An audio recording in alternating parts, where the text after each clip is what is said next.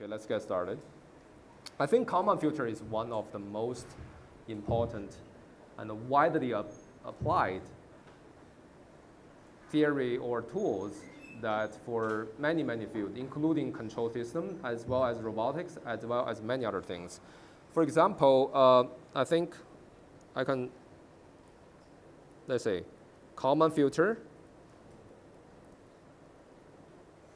I think everyone has the lecture note, right? We handed out last time.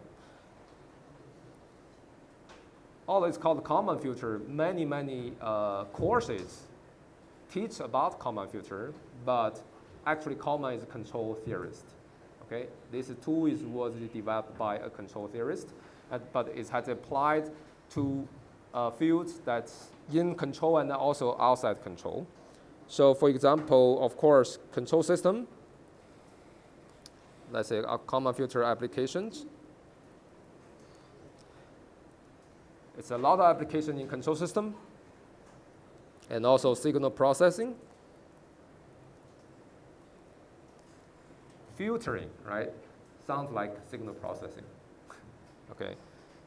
And when I was a graduate student, I think we don't have a class teach you Kalman filter, but many class covers a little bit about Kalman filter.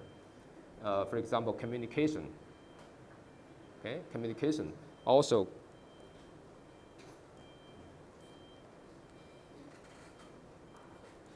And also networking. Almost everything you heard about so engineering. And most importantly, computer vision, especially tracking. Okay, if you're tracking a moving object using camera, especially in the cloud, before deep learning, I think Kalman filter is widely used for those kind of tasks. Okay, Kalman filter. Of course, your major, robotics. And also civil. I think I can, the list can go on and on. I wouldn't want to repeat them. And it's because a lot of problem, if you think about the nature, mathematical nature, is about Kalman filter, okay? And so the way to learn Kalman filter, as several students mentioned, they also used Kalman filter before, right? Some of them even did some programming that involved Kalman filtering. Some people read textbooks, talk about Kalman filtering. And what really Kalman filter is, what Kalman filter really is. That's maybe today I'll give you a very, very high-level introduction. Next time we'll dive into details, okay? So this equation looks familiar to you, right? So this looks like a linear system that we focus on this semester. And you're all familiar with this A, B, C, D matrices, right? The linear system. The only difference now is there's some additional terms. Those are noise. Okay. Noise, you all know noise, right? And especially, let's say, Gaussian noise or white noise. Okay, you can view this kind of a system as a linear system corrupted by noise.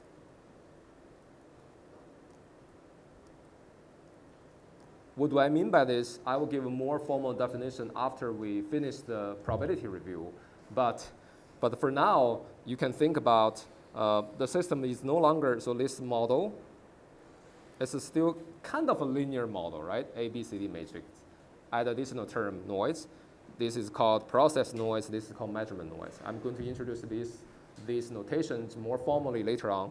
So this model no longer deterministic.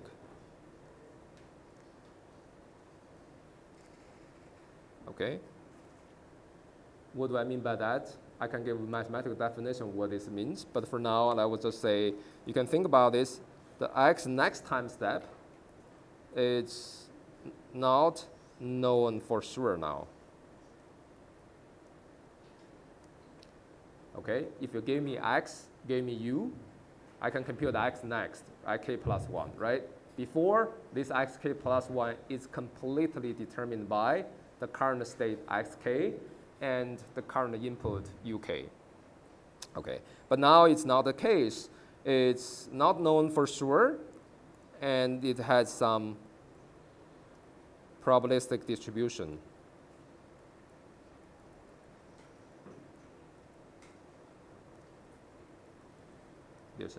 Okay, the same thing goes for noise. Okay, I don't know exactly, I cannot 100% predict. Model is used to predict the future, right? You know your current state, current input, you can predict your future. But you can no longer predict your future exactly or for sure, 100% sure, but you know roughly what's going on. There's some kind of noise and uncertainty involved, okay? This kind of linear system cropped with Gaussian noise is the underlying dynamical model common filter is dealing with. Okay, so first of all, common filter is concerned with a linear stochastic system, okay, with Gaussian noise. Okay. So the goal for common filter is the following: is to compute the best estimate of the state of the system. You know what state is now, right? Given the input-output data history. Let me repeat again. I have a linear system, okay? But now the only difference is that linear system is not known for sure now. There's some noise. We are going to learn how to deal with those things later in this class. And our goal is still to estimate the state from the input-output data, okay? So if I draw a block diagram, that's my system. I can call it plant. This is my UK. This is my YK, okay? So UK is what I sent to the plant. I know this information, okay? And output is whatever I can measure, right? And these two things will come into this block, which we call it common filter. Okay, common filter. And the output of this block is xk hat. It's the estimate. It's the best estimate of the state. Okay, of course, we learned that before you can use this state for controller design and so that you have feedback law, but you can also use the estimate state to do other things. Okay, it's not limited to feedback control design. Okay. But you need to know the functionality of this common filter block is this. Given input-output data pair, I want to find the best estimate of state. Does this sound familiar to you? What did you learn before? That's similar things. Observer, okay? In particular, we learned Luenberger observer. You just did the exam on that. You designed a Luenberger observer, right? Which should be stable or not. Okay? Okay, let's draw the Luenberger observer. Let's say the Luenberger observer, I still have the same plant.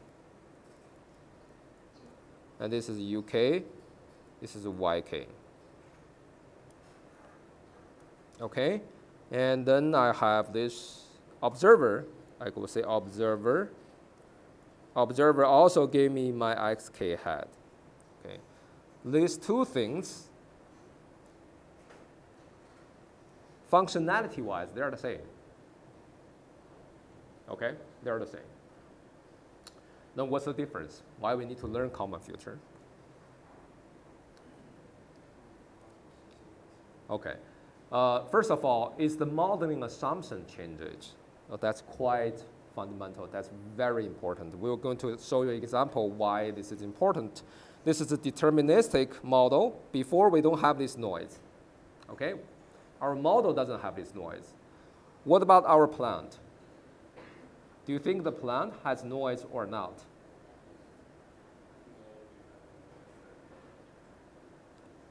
You may think, yes, it may not be exactly a linear system. Maybe there's some uncertainty that are not 100% considered in the model, in the deterministic model, right? Adding noise makes certain sense, right? So the model becomes a little bit more practical, okay? And the second one is that for Luenberger observer, the key word here I use quote unquote here, best, okay? Best estimate. For Luenberger observer, we didn't learn anything like best. We only learn stable or not, okay? Whether the error will converge to 0 or not, okay? So let's write it down. So for observer, gain, if I design observer gain L, as long as eigenvalues A minus LC less than 1, the Luenberger observer xk hat eventually converges to xk. Okay, the error converts to 0. Is this optimal? Well, it depends what kind of a cost or what's your criteria is, right? And it's not in even the problem setup for Luenberger observer, but now for Kalman filter, it's not only a observer, it's not only a state estimator, but it's optimal in certain sense. Okay, so that's the high level things. I want you to know that Kalman filter is nothing but does the same thing as Luenberger observer. Okay, but your modeling assumption changes from a deterministic ABCD matrix, deterministic system characterized by ABCD matrix, now changed to a stochastic system.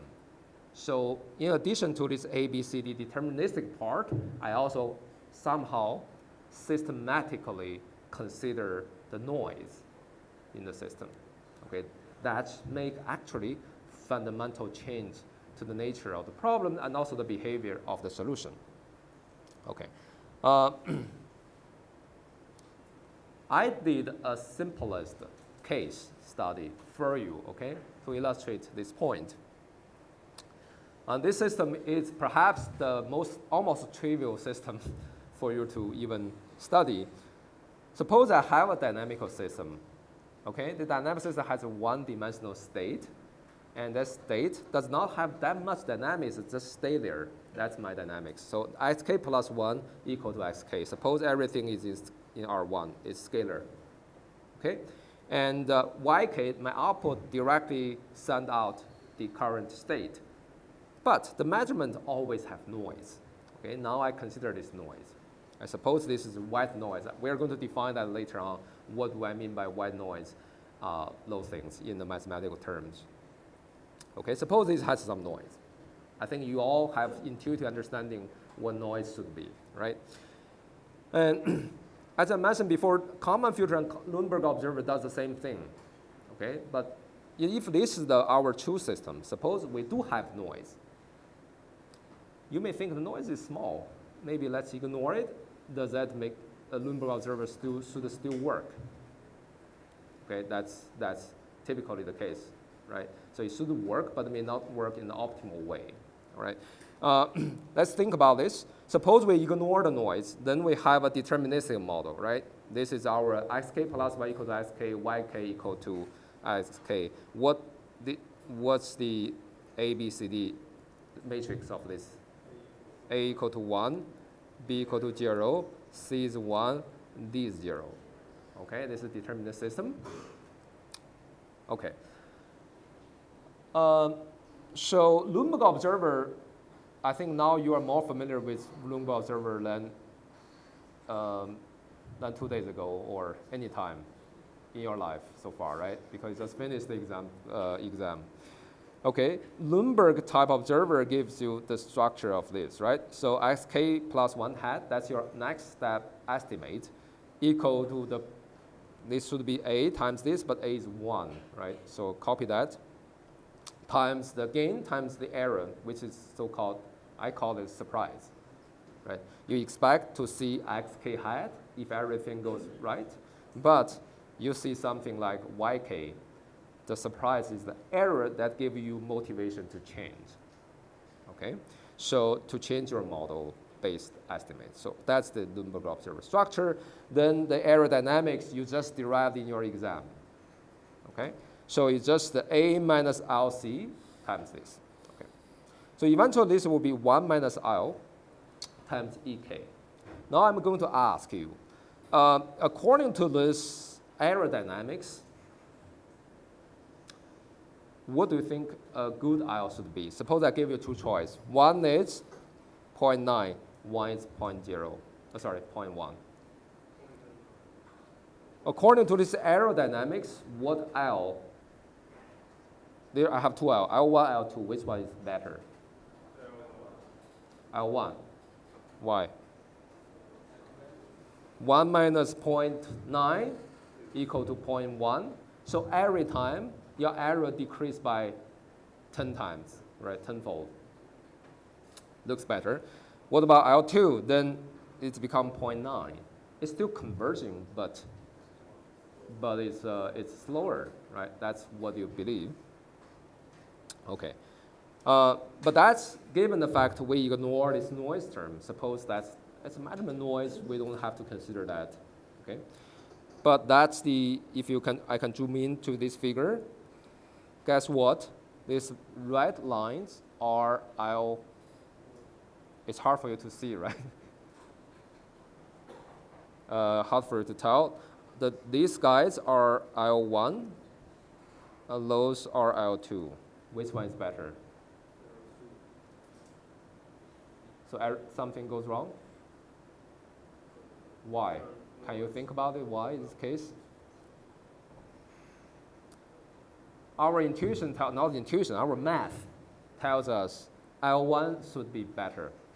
But it turns out that apparently L1 has very, very large, much larger error than L2. Okay, because in this case, I know the true state. I simulate, right? I know the true state. And I can compute exactly the error, and I plot the error here. Okay, so that's L1, L2. It seems that L1 is better. Okay, it's counterintuitive or against our theory about Luenberger observer. This is because the Luenberger observer is based on an incorrect assumption. Okay, it's incorrect assumption. So that's why it's the case. But if you do a Kalman filter after you take this class, maybe I think we'll cover Kalman filter very quickly. Maybe a few lectures will be enough. And these green lines will be the solution with the result of Kalman filter, which is optimal in a certain sense. Okay? I don't think you can tune the gains to achieve the performance like this Kalman filter. Okay. The main thing is that Kalman filter systematically consider this noise, make the system stochastic now, okay? And better represent the behavior of dynamical system. Okay, so as I mentioned before, I want to deviate a little bit from the formal discussion. As I mentioned before, all models are wrong, right? The same plant, whatever assumptions I make to the system that used in this observer design or Kalman filter design does not change the nature of the plant. You should be able to separate model from the actual system. Model is just your belief about the system behavior, okay? But there is a very, very, very bad thing about deterministic model is that you believe too much into that deterministic system. Let me give you an example. I will call this that you didn't know what you don't know. That's more dangerous. Let me repeat. You didn't know what you don't actually know. So knowing what you know and what you don't know is fine, okay? It's really dangerous if you are arrogant. You think you know 100% everything, but you didn't. That will really kind of hurt you. That's the most important thing. I will give you an example. If I use any kind of, I think most likely, if you use any kind of probabilistic model that somehow can address uncertainties in a way that stochastic model doesn't need to be exactly accurate. Okay? As long as it allows some uncertainty, that's a dramatic improvement in terms of modeling. Just like, suppose that we are trying to predict tomorrow's stock price. Okay? If you use a deterministic model, all of you maybe have insider information. You know 99%, suppose 95%, it will increase. It will become twice, right? If only 95%, and you know this knowledge only true under 95% of time, then you wouldn't kind of all in, right? But if you think it's 100%, 10 times or twice of the price, then you definitely, your best decision is just all in, right? So if you believe something too much, and that something is not exactly 100% correct, that's when the model will give you a lot of hurt you a lot, okay? So that's the, I would say, this case is that deterministic model is that you believe something you shouldn't believe 100%, but you make it deterministic, so it's 100%. That's the nature of the model is hurt you a lot, okay? So we had to incorporate uncertainty, okay? And in a more formal way. So so here is, I can tell you the solution, by the way. I can tell you the key message I want to tell you is Kalman, so far, is Kalman filter is nothing but does the same thing like Luenberger observer, but consider a stochastic linear system model. Okay, that's the first thing. The goal is to estimate state. The second thing I want you to keep in mind is Kalman filter, in terms of solution, is super simple. Okay, I can tell you the solution is just this. Kalman filter is nothing but compute a conditional expectation. Do you know what conditional expectation is? 条件期望，学过没有？ Okay, Kalman filter is nothing. I could write it down. Kalman filter is, I would say, a recursive way.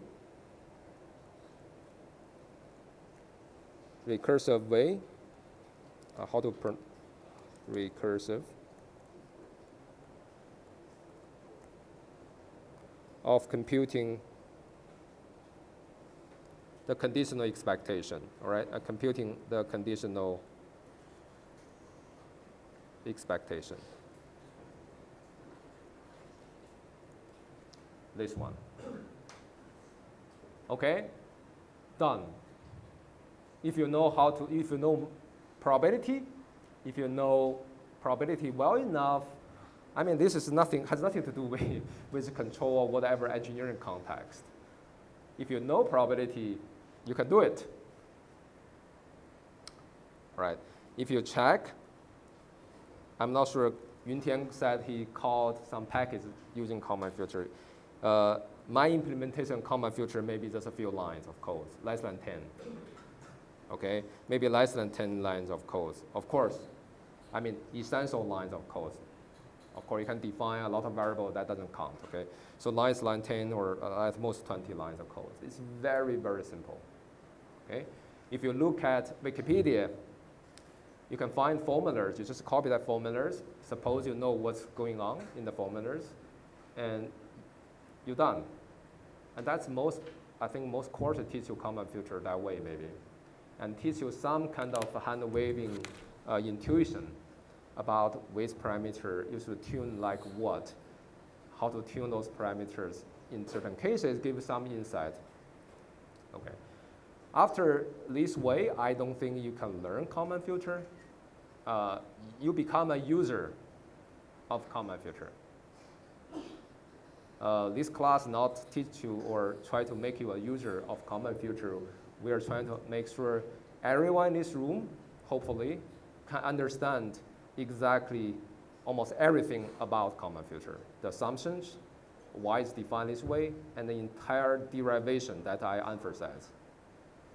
Okay, you may not need it, but if I just teach you those formula and a few lines of code, I think we can be done within 20 minutes. and you can practice a lot. You may even have more hands-on experience, but I don't think you know what's going on. So in reality, once you see some new problems, you will just complain, I don't have any package that meets my requirement. You have to know what's going on inside the lines and the underlying principles, okay? What we need is that you need probability. Especially conditional probability and expectation. Sounds simple, right? It turns out over the past few years, I think both in China and also in the US, most undergrad students, they finish taking probability and random variables without knowing what probability and random variable is. Okay, it's the same thing like I gave you a review of linear algebra. You have learned that before, but the way I want you to learn is different from what you got before for most people. Okay, for here is as well. For probability, I think is even worse. What did you learn about probability? Some formulas? Some probability distributions and some tricks, some formulas, and very high scores. Not very high scores, okay? I think what's really missing is the conceptual understanding. It's very important. Conditional expectation. That's what I'm telling you, okay? And also you need to know a little bit about estimation, minimum, mean squared, estimation. It's called MMSE. So Kalman filter is the best estimate of the state. In what sense? The mean squared estimation error. Okay, so Kalman filter is sometimes equivalent to recursive least square problem. We just test the least square in the midterm, right?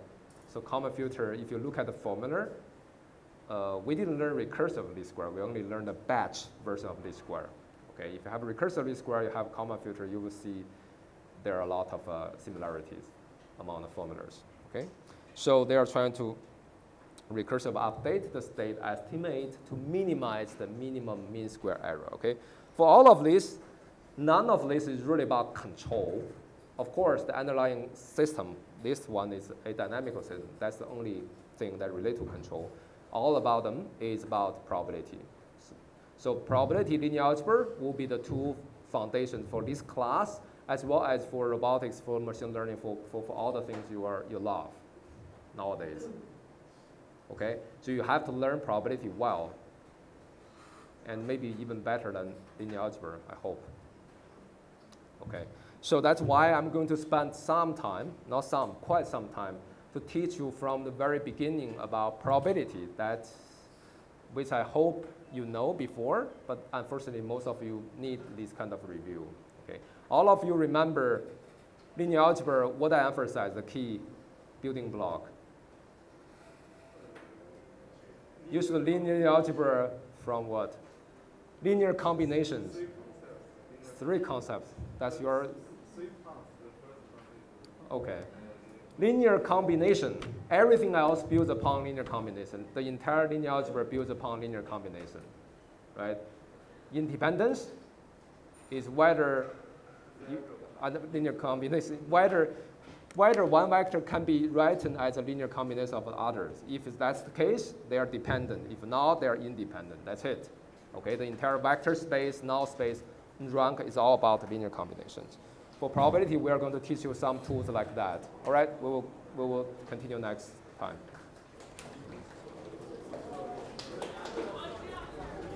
"没有作业了是吧?"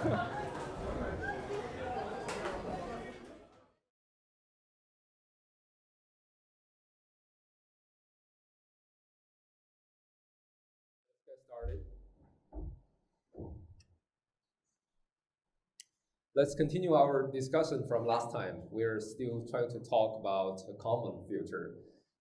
Last time we gave a very high-level preview of Kalman filter. I'm not sure how much you remember. So basically, Kalman filter definitely has been used extensively in various engineering fields, including control and robotics and many others. Okay, what I want you to remember is a few things only. Okay, first of all, Kalman filter, functionality-wise, in terms of its functionality, Kalman filter is the same as observer.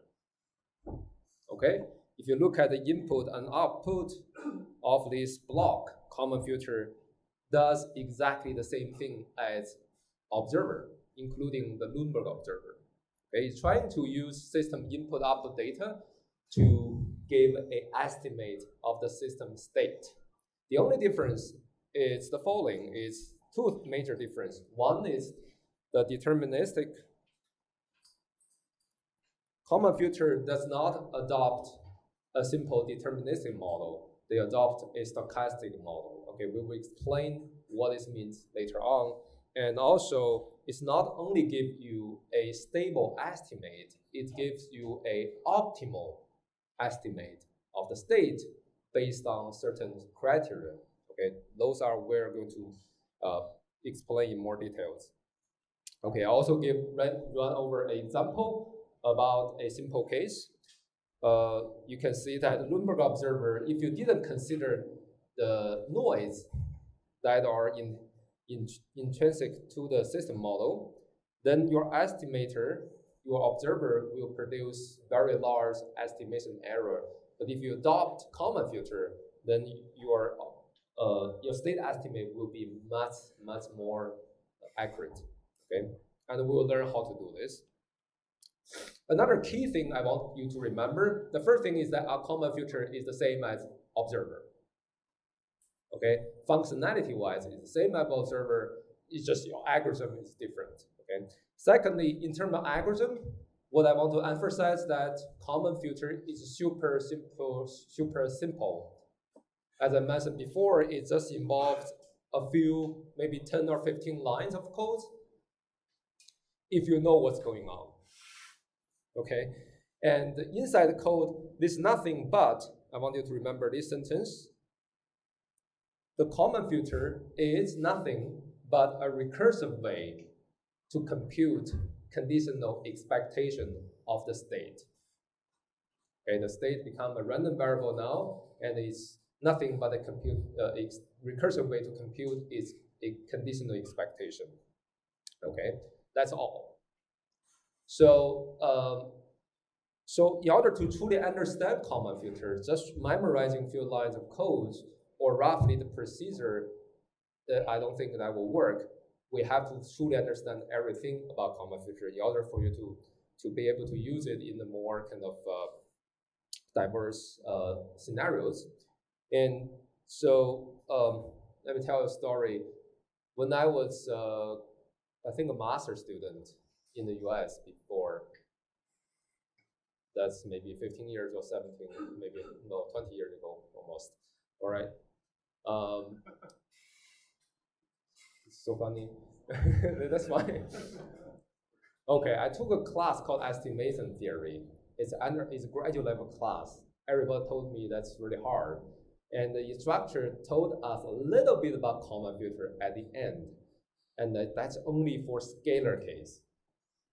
Scalar, that's one-dimensional, and they teach you that and, with some kind of hand-waving discussion or proofs. And I asked the instructor, I want to know more. What's the general case of Kalman filter? Or how can I learn more theory about it? And he told me, even PhD cannot. We don't have the class, and it's take effort, it's really hard. Okay. Another student of is actually my friend, and they are in computer vision. You know, in computer vision, they have before deep learning time, okay?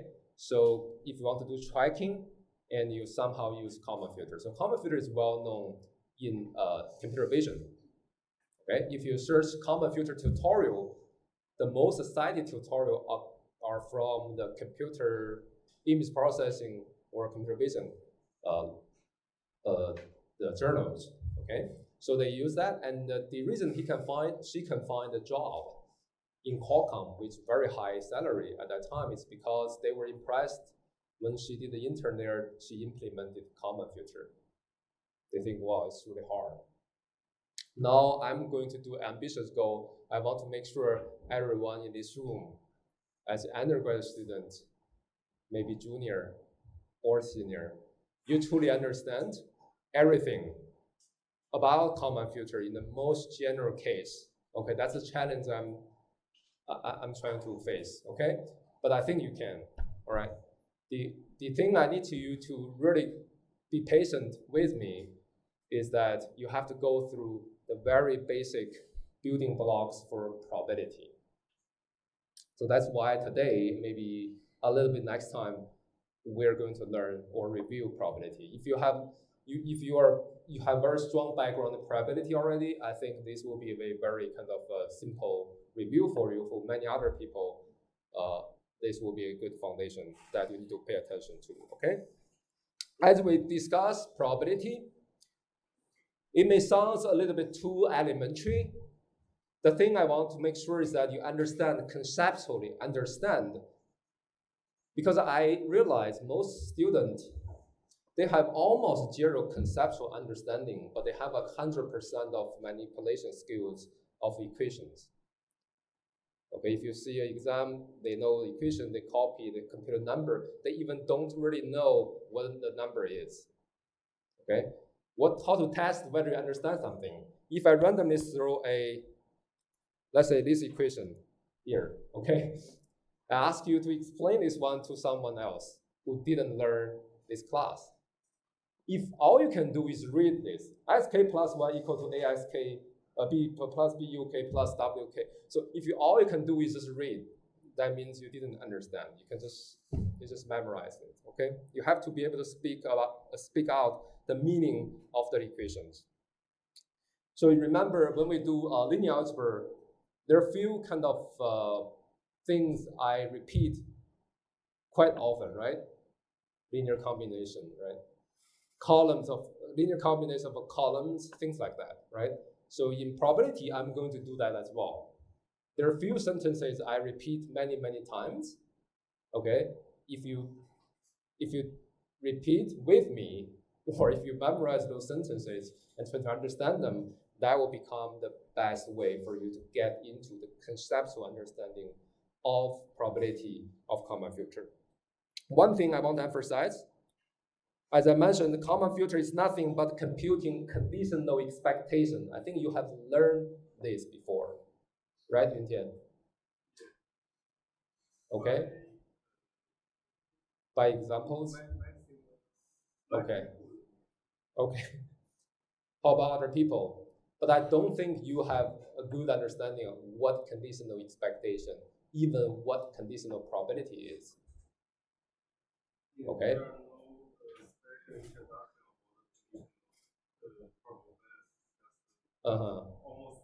Okay. So this is very, very important. This is almost the most important thing: conditional expectation, conditional distribution, conditional probability is the most important thing for many fields, including machine learning. Okay. So in the sense that the review of me is basically trying to make sure you understand conditional probability and the conditional expectation. That's it. It's 2 words. So we have to start from the very beginning.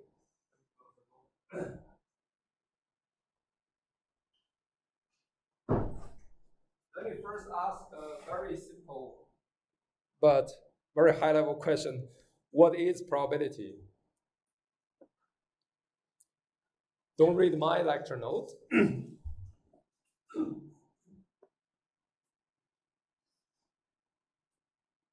你觉得呢？什么是 probability？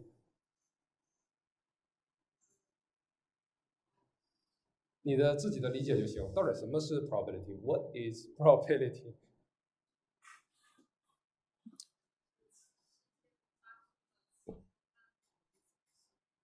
Okay, she is a so-called frequencist.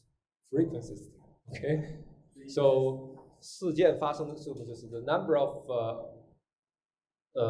times the event occurs divided by the total number of occurrence of certain things. Okay, something like that. Okay, that's one way to specify probability.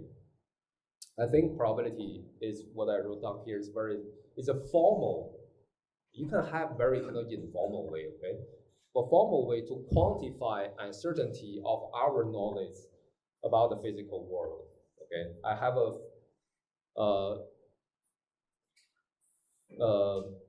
very general question. Do you think the physical world, is random or deterministic?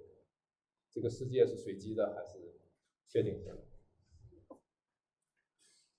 Although quantum perspective is deterministic, I think Quantum, okay, quantum physics. According to quantum physics, this guy knows quantum physics, okay? According to quantum physics, he said that the world is deterministic. 小韩, what do you think? 你是确定的还是啊？你认为世界是确定的还是 probabilistic？ 小韩认为这个 he thinks the world is probabilistic. Any others? There's no right or wrong. The world is here. Your belief about the world is our personal view. Okay, my personal view is that majority of things we're dealing with is deterministic.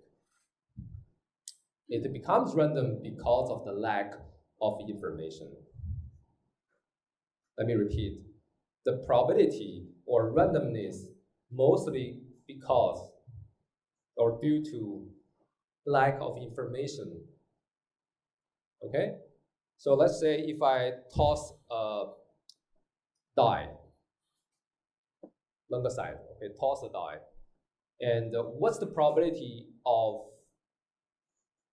I see a 1? It's 6 numbers, right? Okay, what's the probability when I see it is a die? 1/6.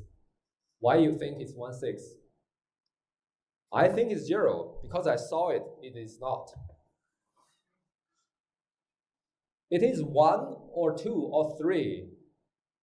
It's already determined, right? But it has a probability from your perspective. There's a probability. It's not completely determined because you don't see it, right? You can guess the likelihood it may occur.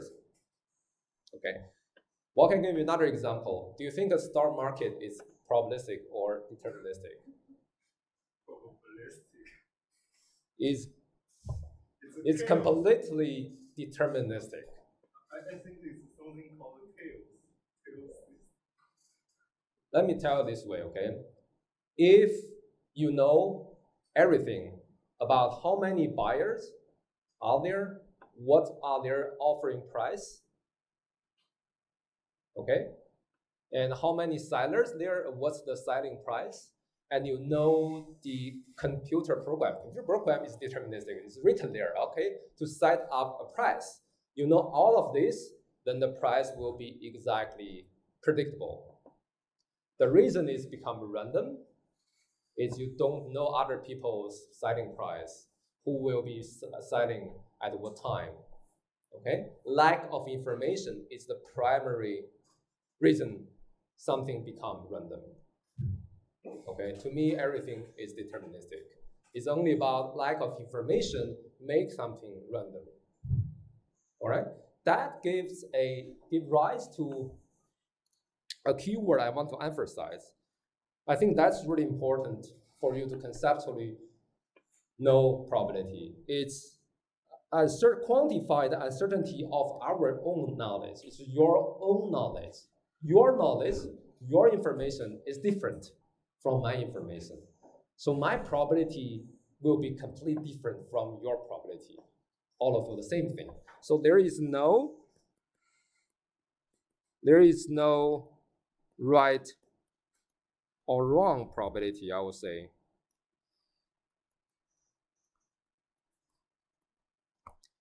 It's all about whether that reflect or truly reflect what you really believe. Okay, that's the key importance. Okay, so there's no complete right or wrong, it's your own belief. Okay, Another thing conceptual thing is when you say I want to define something probability, it's not like it always the number divided by total number of occurrence of something, and you have to follow some general framework or formalism, which is called probability space. Have you learned about probability space? Did you got introduced probability space? Okay, so if you want to formally define probability, you have to be able to specify the 3 key elements associated with probability space. Okay, one is sampling space. The other one is so-called event space, 世界空间，对吧？学过是吧？ Okay, the third one is probability, and probability is a mapping or assign each event to a number between 0 and 1, which denotes the likelihood of that event. Okay, let's give an example. Let's say we toss a coin. Okay, not a die anymore, a coin. You know a coin, right? What's the sampling space?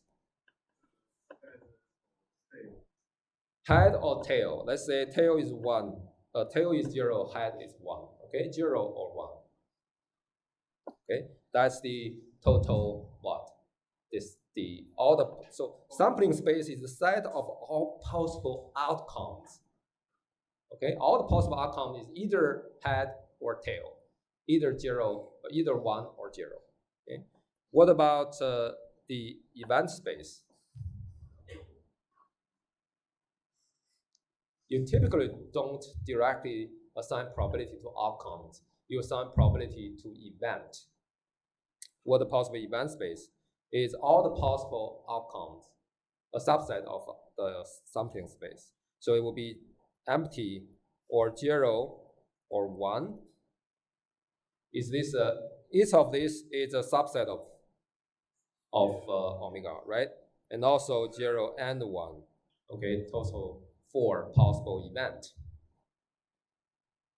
Okay, so probability you can define probability for each of this event. Okay, let me going to ask you. Let me give a little bit more non-trivial example. Let's say I have tossed a die. Okay, then the sampling space will be 6, right? 1, 2, 3, 4, 5, 6. The number I'm going to see is this. Okay, then the event space will be still must contain empty subset and contain everything, which is 1, 2, all the way to 6. Let me do it from the smallest set to the largest. So that will be 1, 2, ... all the way to 6, right? And also 1, 2, 1, 3, ... Okay? Keep going all the way to 1, 2, 3, 4, 5, 6. Okay. So you have a lot of combinations that are possible subset of the sampling space.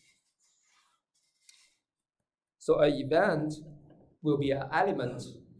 An event A, let's say, belong to the event space. Could be, for example, A can be sometimes when you bet, you say this is a 2, 4, 6 means it's even numbers. Okay, you buy even, or you bet on even numbers. Possible, right? This is a element. This is the subset of omega. This is an element of F. Let me repeat. This is the subset of the sampling space, but it's an element of the event space. Okay, so then I'm going to ask you I can define probability. What's the probability of A happens? What do you think? You can define now, okay? That's your belief. What's your belief? What do you think is the probability of A?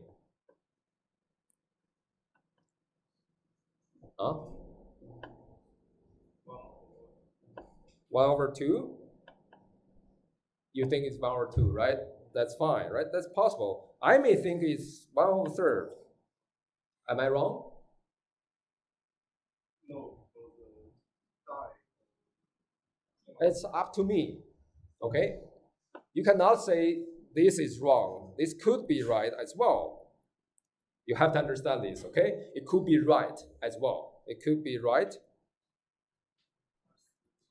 because I see maybe the die has some geometry distribution so that it's more likely to show up the odd numbers than the even numbers. So my belief about even numbers will decrease.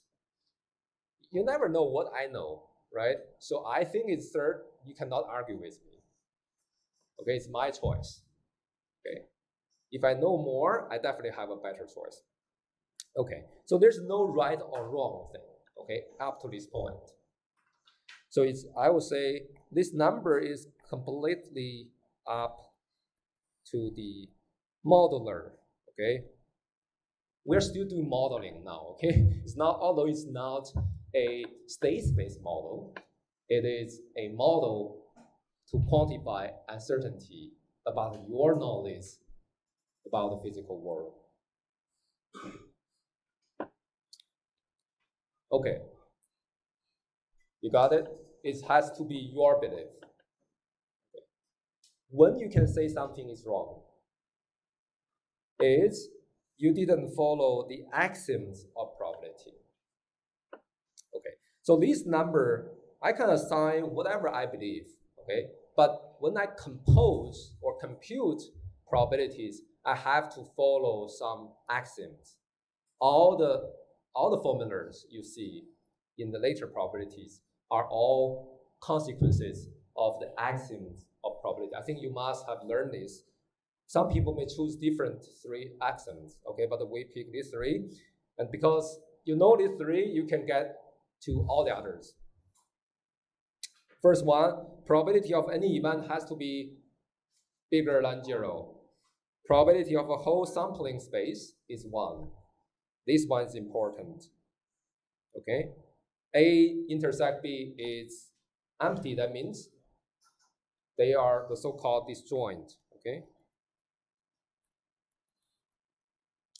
they don't really intersect. Their intersection is 0. If for disjoint sets, the union of their probability has to be the probability, the sum of the probability of the individual event.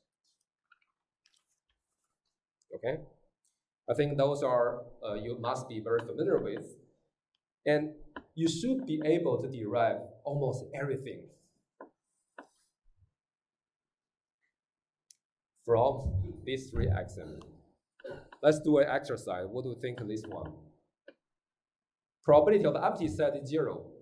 It's not from the axiom, but you can, if I, by the way, I can change this too, by the way. Anyway, so given this axiom, I can derive this, right? The reason is probability of the entire sampling space equal to probability of entire sampling space union empty set, of course. And these 2 are disjoint. So by the 3rd axiom, I can say this is equal to this. But I know this guy is 1 by the 2nd axiom. So, and I also know this guy has to be bigger or equal to 0, everyone, right? So this, sorry, I know this guy is 1, and I also know this has to be bigger or equal to 0. So I can claim that empty is 0. Okay, I can derive this. That's showcase. This, I think you know this, but I think you should start from axioms. That's the very roots of almost all the consequences. Okay. Another important thing we are going to use quite a bit is the so-called law of total probability. You have learned all of this. I'm just recalling this and with my own kind of perspective. So if you want to, let's say you have a, let's give an example, okay? If you have a entire sampling space, you may have a partition of the space in the sense that I have A1, A2. I can partition this into two disjoint set. The set has to be disjoint, otherwise it's not a partition. Okay. Now, if I want to compute a set, the probability event B, what I can do is I can say probability of B equal to probability B intersect A1 plus probability B intersect A2. Okay, it's nothing but from this graphics, it's this part and this part summing up together. Okay, and you can prove this because I don't want to prove everything, okay? Otherwise, we will not move to anywhere. It's because this guy is probability of B intersect, intersect what? A1 union A2. Okay, intersect, this guy is the whole omega, right? So that's why, and these two are disjointed, and you can make the sum become the sum of these two terms. All right, so this is a total law of total probability, and why this is important? Because that allows us to do divide and conquer. I'm going to use this term quite a bit. If sometimes it's hard for you to directly specify a probability, okay? But you know, under this case, it is something. Under that case, it's another thing. It's called divide and conquer. So you divide the computation of B into some simple cases and you sum them together. Any questions? All right, now let's move on to the next one, which I'm going to challenge you a little bit. So the so-called conditional probability. Can anyone explain what's your knowledge about conditional probability? New probability. It's a new probability. Much different probability. Probability is, well, that's true. Everything he said is correct. Okay, that's right. Any other understanding? 郭金德，你说呢？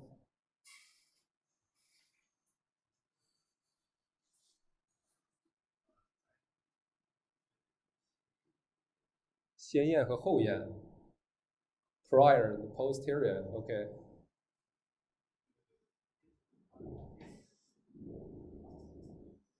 Okay. Yes. 一件事情 so one event occurred, and okay. So as I mentioned, the probability or the randomness come from what? Information. Okay.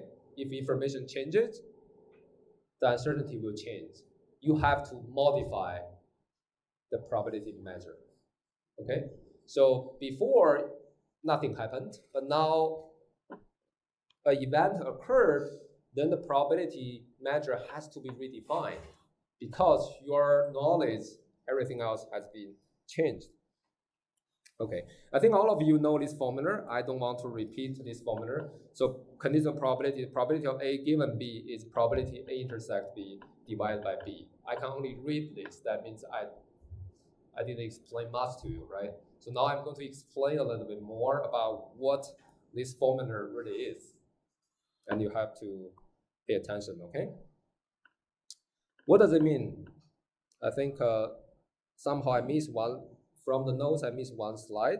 This will be my page 9. This is 10, right? And this is 8. Okay, I missed one slide. I'm going to write, okay? So, conditional probability, first of all, the key word here is not, it's conditional is used to describe this probability. By nature, conditional probability is a probability. Okay, sounds trivial statement, but you should understand conditional probability is a probability, so it has to have its own probability space. Okay, the sampling space, the event space, and the probability measure. Okay, given the original, let's say given original, let me write below, okay? Let's say we start with a probability space, okay, with its omega, f, and p. That describes our knowledge about the whole uncertainty evolved into this possible outcome. Let's say this is my omega. Okay, I'll assign probabilities to each event inside F. Now what happens is, the first one is, now let's say event B occurred. Event B occurred.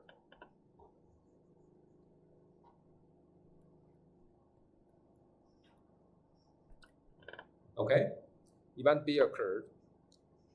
So probability space will change it, right? So probability space will change it. New space, new probability, or new space. If I want to write very, very rigorously, I should use different notations here. Okay, omega. What do you think is omega tilde now?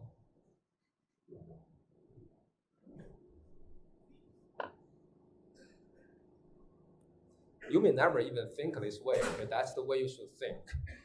All right. So this is the event. Now I say, okay, this is my B. Okay, this is my B. B occurred means it's hard for you to think abstractly. If you think about this as omega, this is our toss die example, for example, okay? Then B may be our even, okay?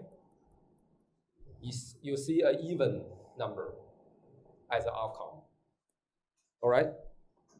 So after you say, so some guy tell you, okay, if you're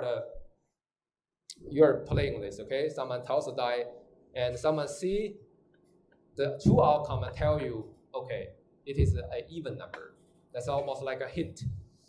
Okay, that's a hint. It's still random, right? You still don't know which even number it is. Okay, so now what is the total? What's the outcome? What's the new probability, or sorry, sampling space? Now, all possible outcomes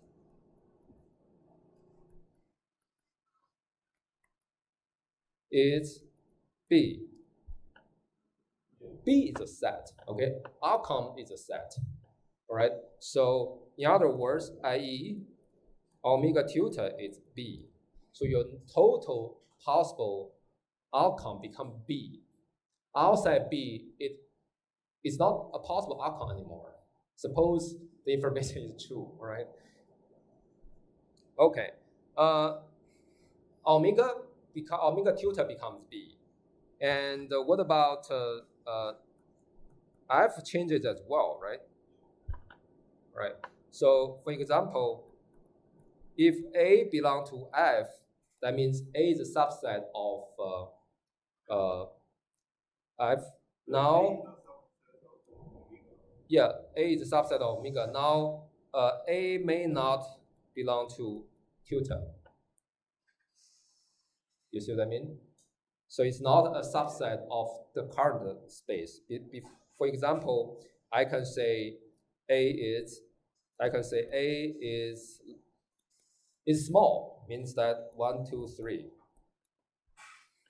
That could be A, right? All right. So A, according to a new probability space, it is not a subset of the new sampling space, by the way. Okay, but A intersect B belong to this. Okay. In other words, now you want to evaluate. Let's say this is my A. Okay. I know some part of A is impossible. Okay. Only this part has meaning. Only the other part, this part has some meaning, right? So that's A intersect with B. So F tilde actually contains, so F tilde should contains all possible, so contains subset or subsets of omega tilde. All right, A intersect B is a subset of omega tilde.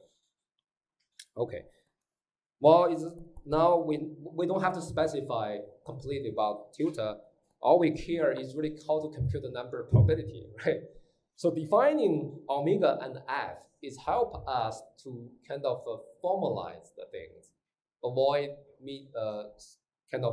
avoid making some mistakes. What about how do you specify the probability? I can specify it any way I want. Okay, I can specify any way I want, but one thing is that we want to be consistent with the original P. Okay, it's not because everything all of a sudden changes. It's just one thing happened. It's just one event occurred. The metric, I want the original metric to still be able to guide us to determine this P tilde. For example, I would say, suppose C, yes.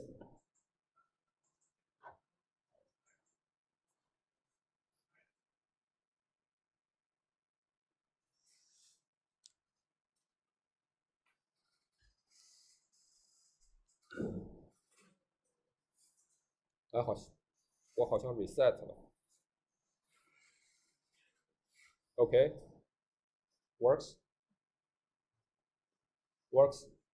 可以吧 Okay, now suppose C is a subset of B. Are you with me? C is a subset of B, so C must be a element of F tilde now, okay? C is somewhere, let's say this is a C, this is a C. Okay, originally C is a subset of B. What do you think I should assign probability of C? Why C is an element of filtering? Because the subset of B. Is it here element of Yes. No, this is the new omega tilde, right? Oh, yes. So C is a subset of omega tilde, and F contains all the subset of omega tilde, so C must be in F tilde. So probability of C tilde, what do you think?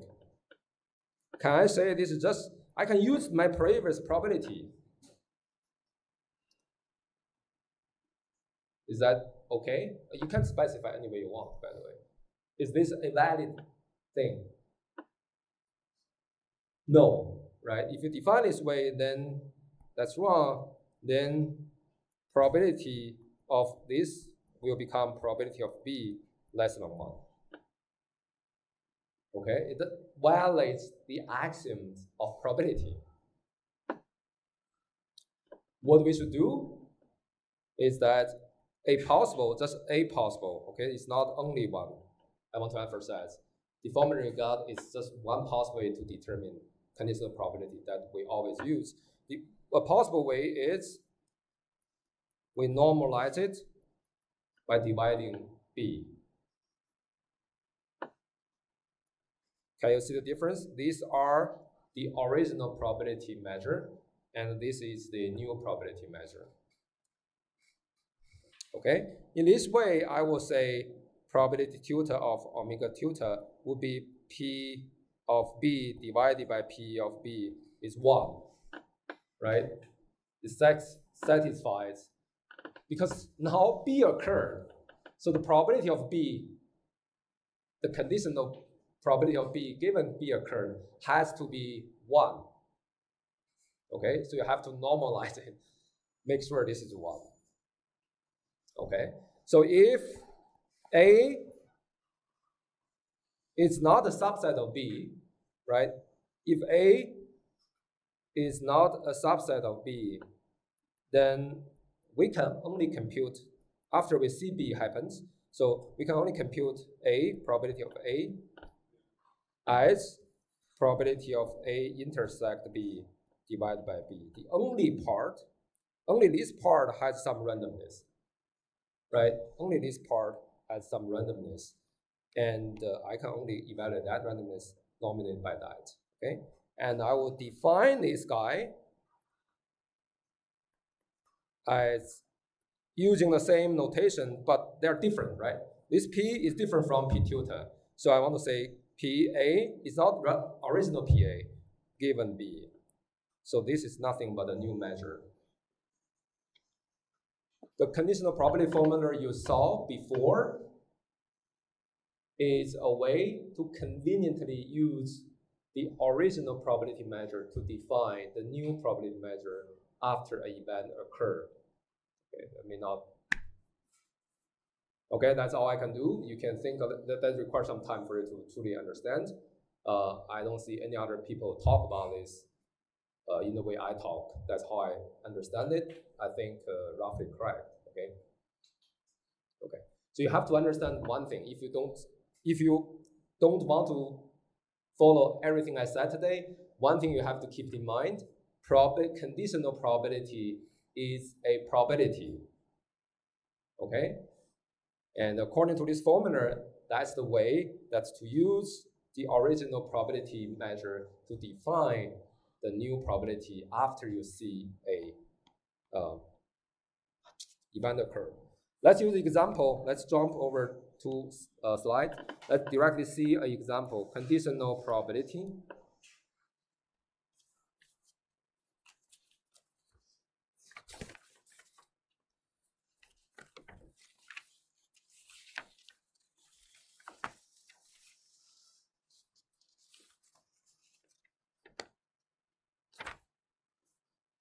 This is very simple. A bowl contains 10 chips of equal size. 5 red, 3 white, and 2 blue. We draw a chip at random and define the event. A is the draw of a red or a blue chip. You understand the question?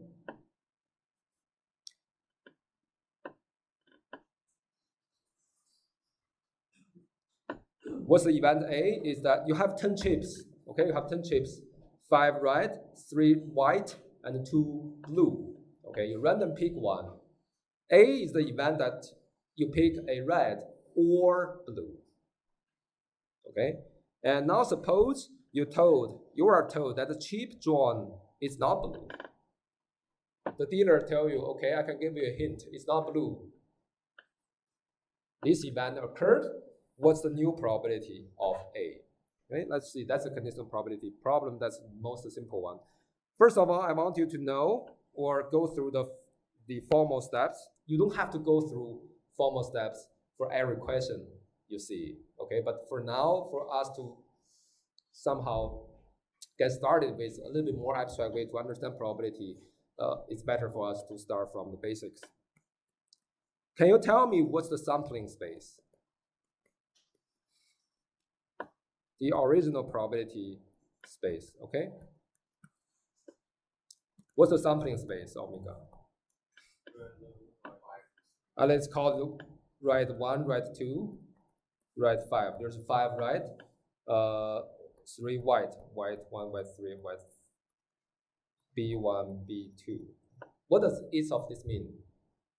This is all the possible outcomes, okay?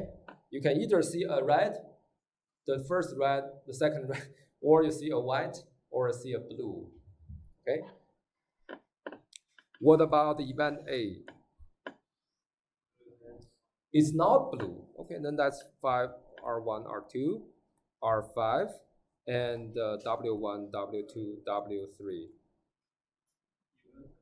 Oh, event A is a red or a blue, sorry. So that's 2 blues. B1, B2. Okay. What about B?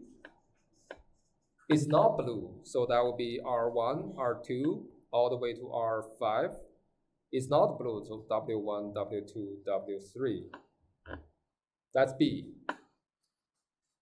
You have to be able to kind of convert a problem that described to you as a real-world examples to some mathematical formalism. So I'll ask you, what's the probability of A? This probability is what? It's the original probability before you are told about B occur, okay? So that will be, suppose everything is the same, equal size, right? So you pick them complete random. So what's the, it will be 1, 2, 3, 4, 7 possible case divided by 10, all right? That's the probability of A. What about probability of B?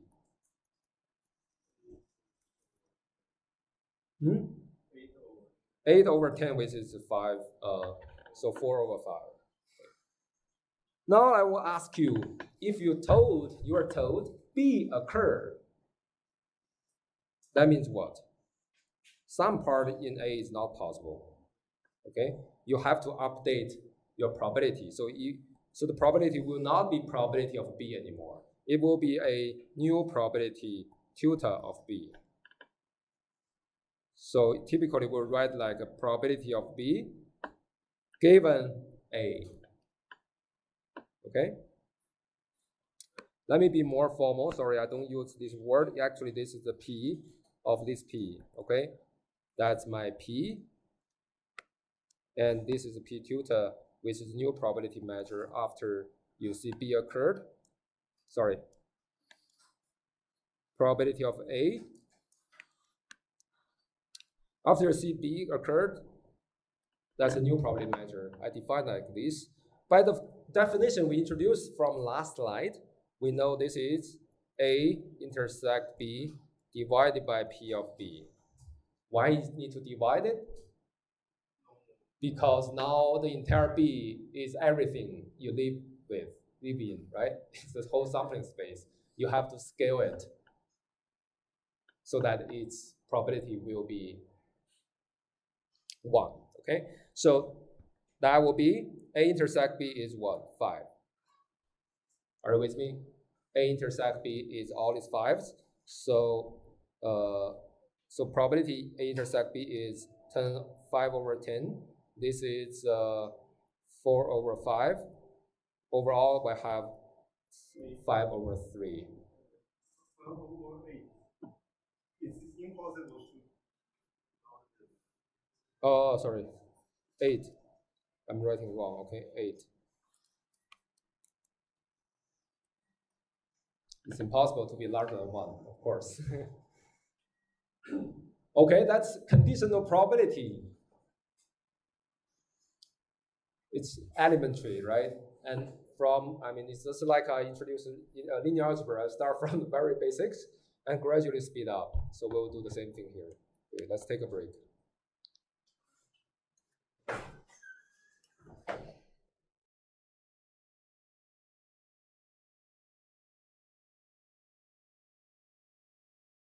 Okay.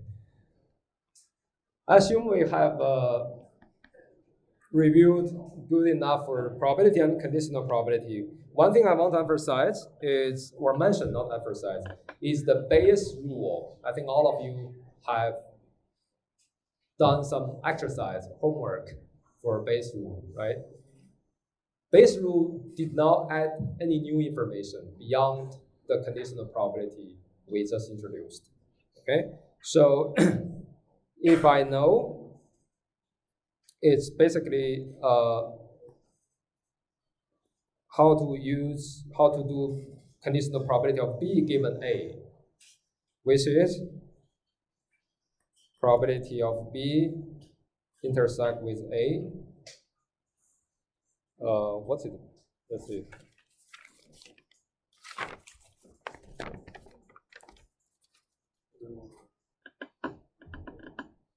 Divide by A, right? And because of, so you know, let's see this. Okay, sorry. So you know that probability B intersect A is nothing but probability of B given A times probability of A, right? So we can relate this guy to probability B given A. So that's what? So you can say this is probability of A intersect B. Let me use the other one, sorry. Which is probability of A given B times probability of B divided by probability of A. Right? Well, these two are the same. You can swap the order of doing conditional, doing conditioning. Okay? So all of these are following probability axioms as well as the definition of the conditional probability. Once the definition is specified, this rule is completely specified. There's nothing to to memorize too much. So basically, these two are related by this formula. Okay, and the two events are called independent. It's not linear independent. It's statistically independent. If what? You may have heard of this, right? Probability A and B equal to probability A times probability B. Why? This is not the most direct definition. The direct definition of independence is this. Okay? So probability of A given B has to be probability of A. So knowing B occurred or not does not change your belief about randomness inside A. So they are independent. Tell me this guy occurred doesn't mean anything. Okay? So the reason is also you can follow that from, so if this is the case, A intersect B is probability B given A times probability of B, right? That's from the formula we had before. And if this is the case, that's become A times B. Okay, so this one is a consequence of this more direct definition of independence. So sometimes I will say A orthogonal to B. All right, that's independent statistically. All right, now let's jump to this very basic introduction to probability, a short review with emphasis of the conceptual ideas behind defining probability and modifying probability after you know some event has occurred. Okay, so next we are going to discuss about random variables and a little bit jump to random vectors. You must not have not heard about random vectors, right? What's the difference between random variable and random vectors? No difference. What's the difference between scalar and vector? Scalar is R1 vector. Okay? So you just need to be a little bit more open to the new terminologies. There is essentially no fundamental difference. Before that, I want you to really remember the following things, okay? I always be asked about when I say something deterministic variable or deterministic constant, let's say, or a random variable. What's the difference? What is a deterministic variable?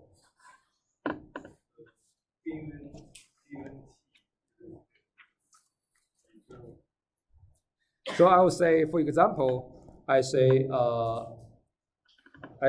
A is deterministic. Let's not use A. Sorry. Let's say Z is a deterministic variable. Does that mean I know what Z is? It could or may not. Okay.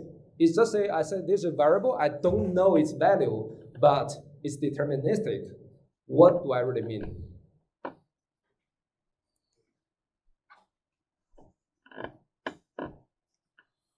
Z, actual deterministic means it can only take one value.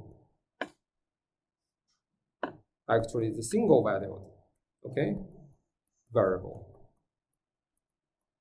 Okay? Can only take one possible value. Too many comments, okay? Okay. which may or may not be known. Whether I know this value or not does not matter, but I want to emphasize it is a single valued variable. It only takes one possible value. When I say deterministic in this class, I mean that.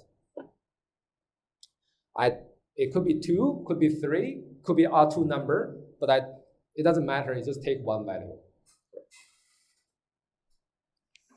A random variable, can you define it for me?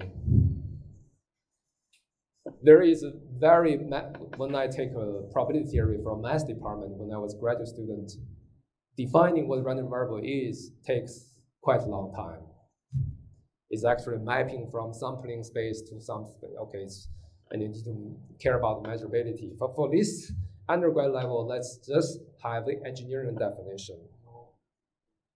Okay, so it's a random variable, random variable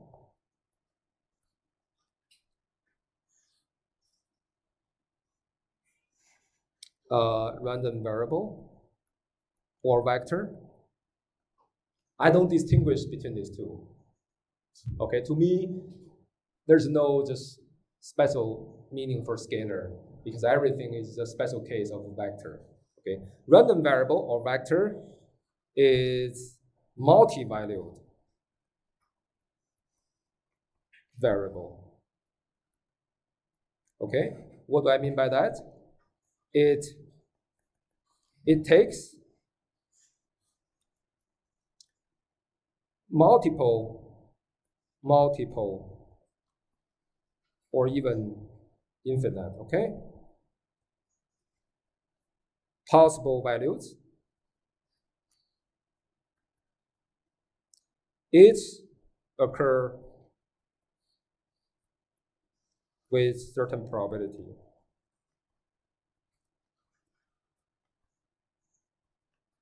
Is that clear? If I say X is random, it takes multiple values. Okay, it could take 1 or 2, but each of them occur with certain probability.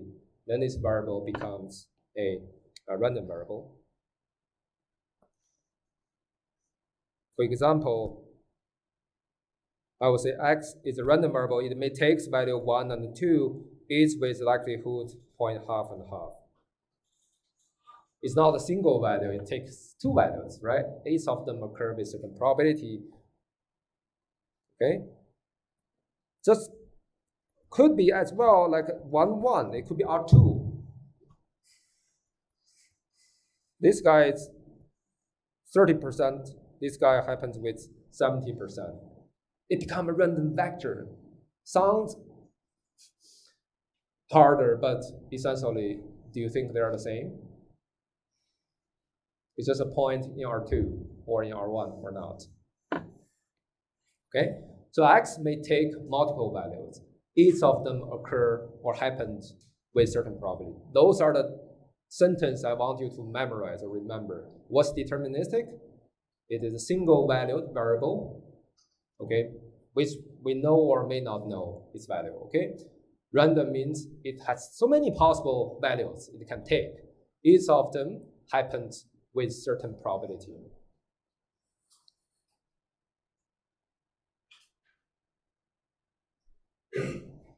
Okay. Or continuous. I'm going to specify that later, okay? Continuous random variable. So X may belong to 0 and 1, right? X could be a continuous variable. It takes all the possible values, real number between 0 and 1. Let's say this, okay? That's possible. And then each of those values occur with certain probability, but those probabilities may be, let's say this is 1, this is 0.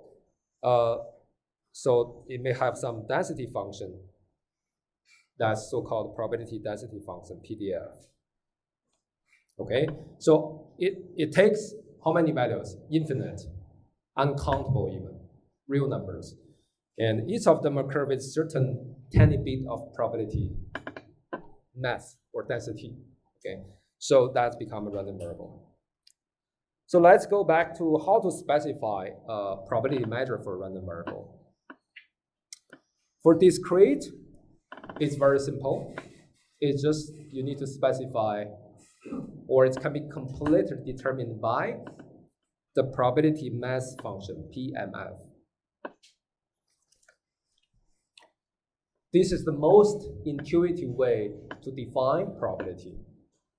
Suppose I want to toss a coin or die, let's say die. Okay, so omega is 1, 2, 3, 4, 5, 6. Okay, this is all the possible outcomes. Each element is one outcome.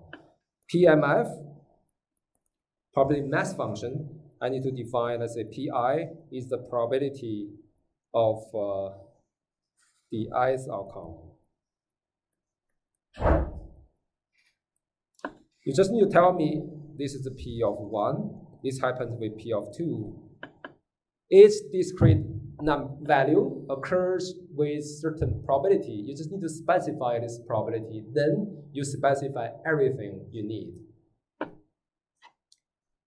Because we know that this event space is empty 1, 2, 6, and 1, 2, 1, 3, right? All the way to 1, 2, all the way to 6, right? That's all the event I need to evaluate their probability for any A belong to this event space. So its measure, its probability measure, is induced by the probability mass function. I don't need to assign for each of them and list a table for you. Okay? Because there's a natural way to define the probability of the event is probability of A becomes the summation I belong to A, P of I. The mass summing up together.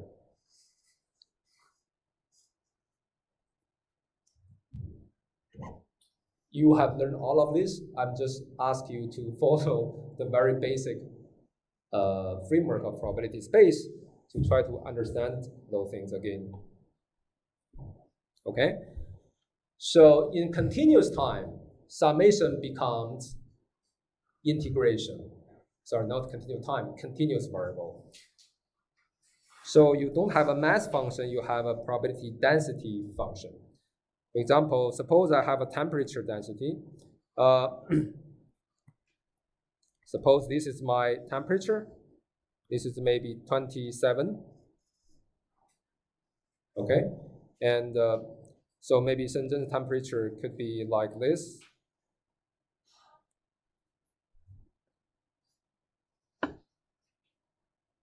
So in this way, x belongs to R is a random variable. It's continuous. And the entire omega is R. If you know, of course, it won't be too low or too high, right? You can cut it off or just say it's R. And to specify the pure any event, okay? An event is subset of this, right? So event will be, let's say A is, for example, could be from 26 to 26.5. That's an event. Why? It's a subset of something space. Okay? For any event, I should be able to tell you a probability. How do I do it? We need probability density function, this guy. So this is our probability density function, f of x, x. Okay, so that's f capital X, small x. Let me briefly discuss my notation a little bit. In this class, in my notation, all right? Maybe this notation here I should mention first. So we typically use capital, typical, okay? Most of the time, now means always. Typically we use capital to denote random variables or vectors, lowercase to denote specific values the random variable takes. So this is a variable, random variable. It may take multiple values, right? In particular, it may take a value which we call x, small x. Let me repeat. Capital means a random variable. It takes multiple values. A small x is one specific value that I'm evaluating at, okay? So PDF is nothing but roughly what?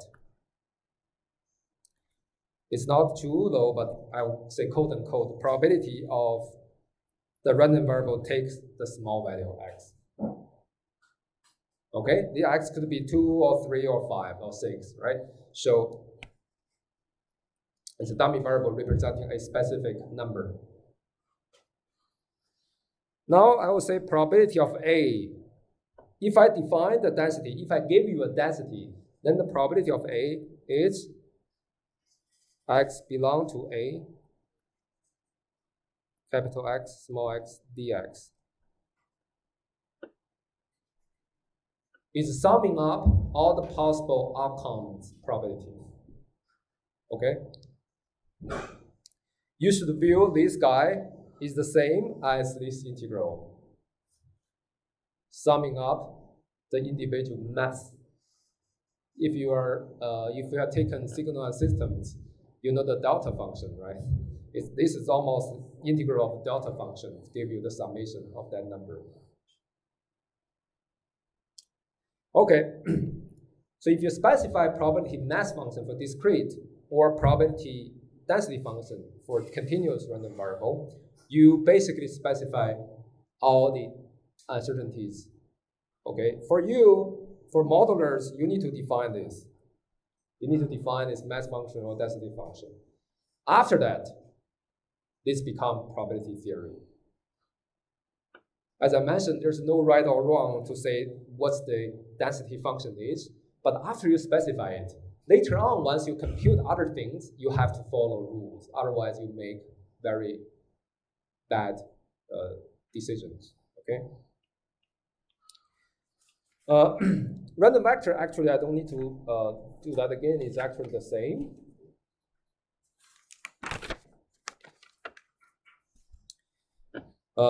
As I mentioned before, it's the same, right? It's just it takes multiple values.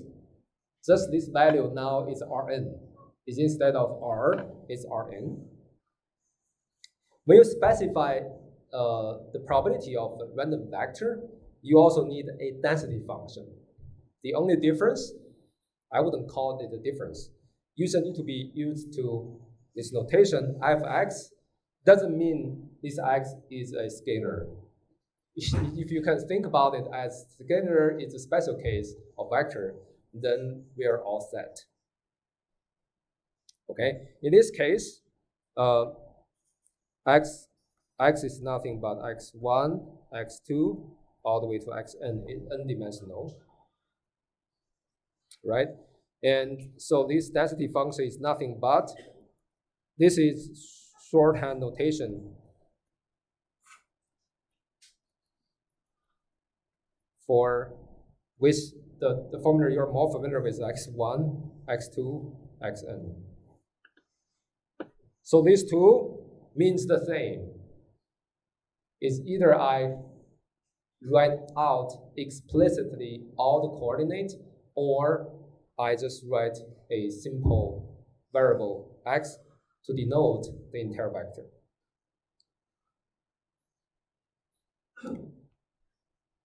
All right. I just want to think about everything is just vector or scalar is fine. A random or not, that's the key difference. It's random if it takes multiple values, each of them occur with certain probability. I start repeating this, right? So that means it's important. And this value could be scalar, could be a vector. You just need to sum them up for computing probability, okay? With probability evaluation, is still a probability of A event is nothing but integral over A. That means x belongs to this A dx. For example, if A is, for example, this is multidimensional, okay? This is multidimensional integration. All right, so it can involve quite kind of a tedious multivariate calculus. Okay, I'm not going to talk. I'm not going to ask you to do this because I'm not good at multidimensional integration stuff. I never remember any formula from my calculus. The only thing matters is the definition. The formula are not important. Okay. I can give you an example. A could be x could be x1, x2. Okay, and A could be, say, belong to this times 3, 2. So R2 dimension. Then the integral will be, this is x1, this is x2. Sorry. So that will be from 1 to 2 and from 2 to 3. And fx, f, x1, x2, and d x2, let's say dx1. Things like that. It's just multidimensional integration. What essentially you're doing is just summing up all the likelihood that satisfies requirement specified by the event A. Okay, we got more exercise. I think this will become clear. Now we start to move. As I mentioned before, all we need, or the main thing we're targeted for, is conditional expectation, right? That's Kalman filter. Now finally we get to one keyword. Now it's called expectation. I need to ask you, what is expectation? 你说一下吧，什么是 expectation？ 期望。你学了什么就是做什么。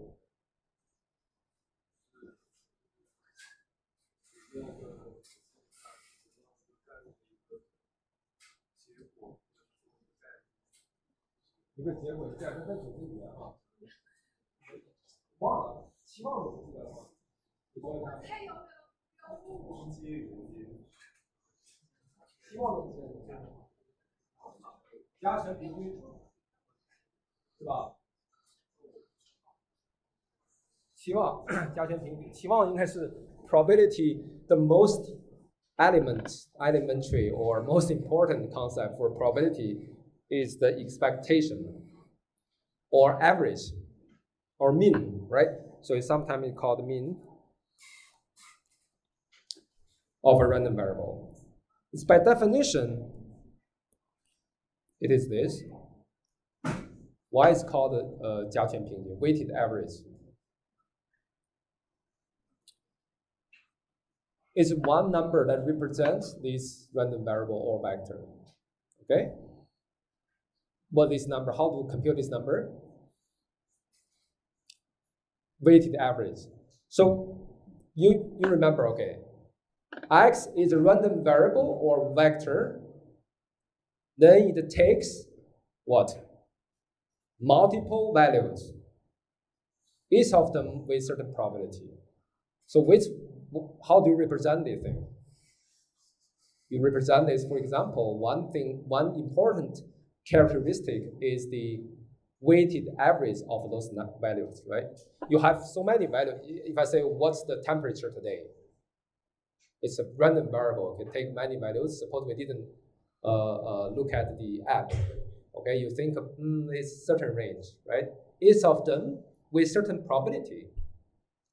And expectation is just the value it takes times the likelihood that value occurs, and then you sum them together will become expectation. Let me repeat again, okay? That's the thing you need to remember, not formula, just expectation you have to remember. Expectation for a random variable. A random variable takes multiple values. Each value occurs with certain probability, okay? So expectation is just the value it may take times the corresponding probability that value occurs. You sum them together, that gives you expectation. Well, in shorthand notation, it's just, in short, it was just a weighted average. And the weights are the probability that value occurs. Okay, so whenever you see this E of X, you always directly think, oh, the definition is just a integration. Why there's an integration? Summation is a special case of integration. You can think about this as a summation, right? Okay, it's a sum, weighted sum, right? Weighted average, weighted sum. That's where this comes from. Okay. In my notation here, I already generalized it. Okay, the formula looks the same as what you learned before, but the value could be a vector. Can you do an integration of Rn function? Yes, of course, why not? Remember, this one is what? This is a scalar. It's a likelihood, it's a number. Okay? If the density doesn't mean it's between 0 and 1, but it's a density, right? So this guy is Rn, in Rn. You should be careful, right? So this is the value that capital X takes in Rn times the likelihood or probability, quote unquote, this value occurs. And this guy is exactly the same. I use different ways to explain. I never read this to you, okay? That's what I'm trying to do is to explain. You should try to be able to tell me this as well.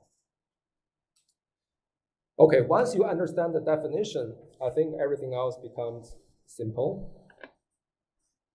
For example, if X is Rn, okay, the expectation of the random vector actually is that you take individual expectations of its elements. Do you think this is a definition or a consequence of my early definition? This because of this, okay? You can derive this from the definition. For example, some people just was bothered by this. Let's say I have two-dimensional random vector. It has two elements. X1 and X2 are both random. And the combination of these two also random means what? It takes different values. Each of them occurs with different probability. Okay. So when I say expectation of X, can we do this? In your undergrad class, you can only do maybe one variable or two variable. If I do this, it's a vector. How do I do it? By definition. Is the definition defined for Rn? Yes, of course. So you just say, okay, then I will have R2. And all the possible values in R2 I can take. I enumerate them by X1 and X2. This is a vector, okay? And times the likelihood. X1, X2 equal, this is dx1, dx2. Okay? Inside the integration, you can think about them as a weighted sum. You just have a large number of two-dimensional vectors. Each of them have a probability constant as a weight, and you sum them together will give you another two-dimensional vector. All the things here is weighted sum of some two-dimensional vectors. This guy is a scalar, this guy is a vector, right? Eventually I will say my favorite word, verify yourself. You will have this guy is nothing but expectation of X1 and expectation of X2.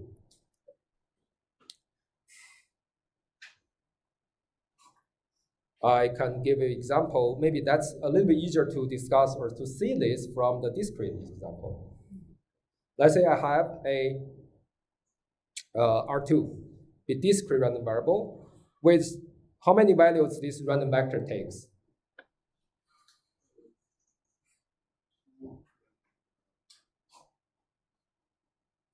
How many values this random vector takes? It's random, right? Random takes multiple values. How many possible values it takes? 3, right? It's basically, if you draw, maybe this takes some 3, only possible on these 3 dots, okay? So let's say, now I ask you to compute, first of all, What's the expectation of this? How to do this? This is a random vector now, okay? How to do this? By definition. That's the formal answer for almost everything I ask you. By definition, yes. How? X takes multiple values. Each of them occurs with certain probability. Then I need to sum them together as a weighted sum. So what value it takes? The first one is 0, 1. It happens with half. The other one is 1, 2, happens with 1/3. The next one is -1, 1, happens with 1/6. Overall, I will have 1, 6, 3, 4.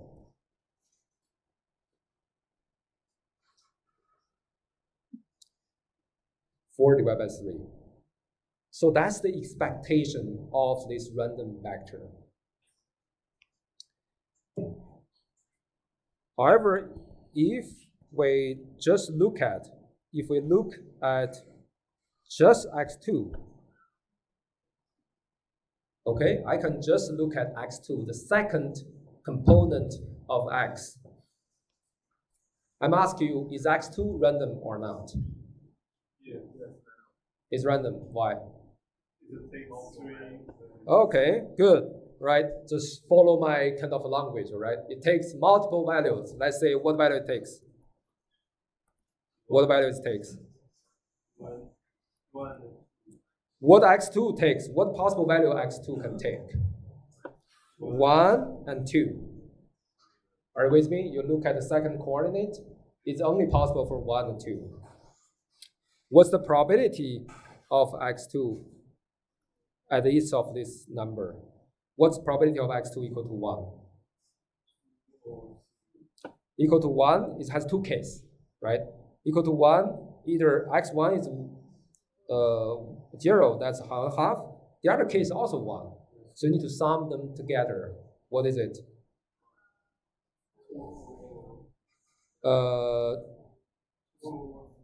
2/3, okay? What about 2? 1/3. Okay, so x2 take two possible values. Each of them occurs with 2/3 and 1/3 respectively. Okay, so can you compute expectation of x2? Okay, what is it?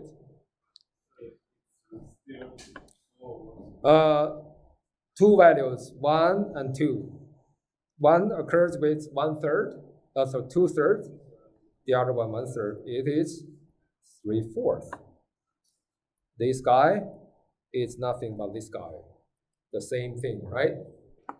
I prove it for you for the simplest case, but in the most general case, it's exactly the same. I just have to give you the short path, otherwise we will not be able to move anywhere.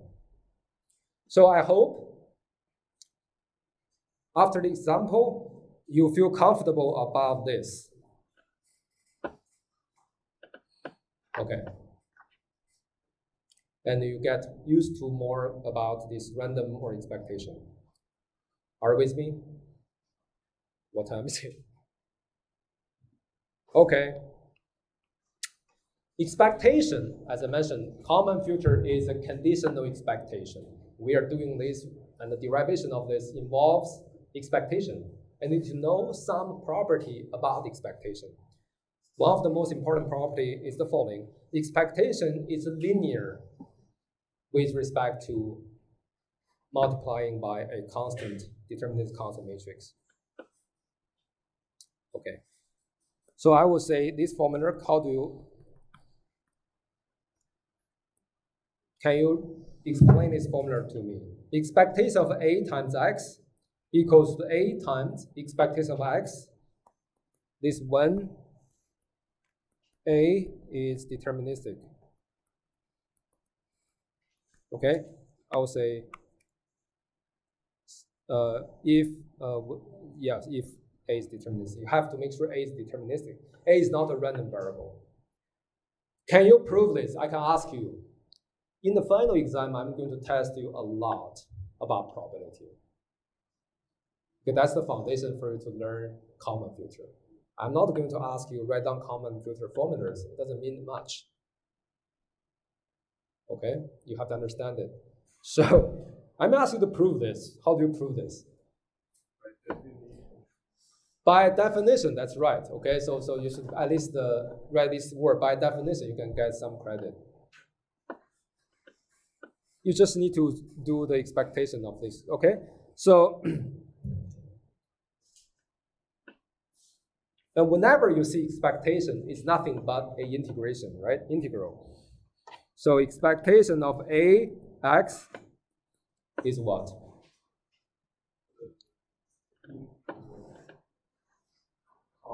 So AX is a random variable, right? A times X as a total variable is random. It takes multiple values, right? Each of them occur with certain probability. So A times small x, all the possibility come from the randomness of X.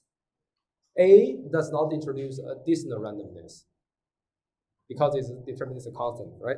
So times the likelihood this random variable takes small x dx. The value it takes times the likelihood this value occurs. That's the expectation of A times x. So when you see expectation, it's just integration. Oh, A, because A is not random, so A is independent of x. So it's like 2 times x, right? Because integration has a linearity property, so expectation will have it. Because it's nothing but integration. Sum of all this is weighted sum. So it's just this dx, so A times dx. All right, by definition, they are the same. More generally, you can say ax plus by equal to A times ex plus b times ey. So provided if A and B are deterministic.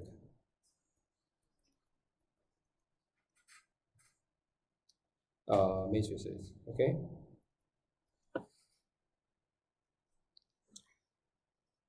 Deterministic means it doesn't matter whether it's scalar or vector or matrix. It just take one possible value. That value may be scalar, maybe vector, maybe a matrix.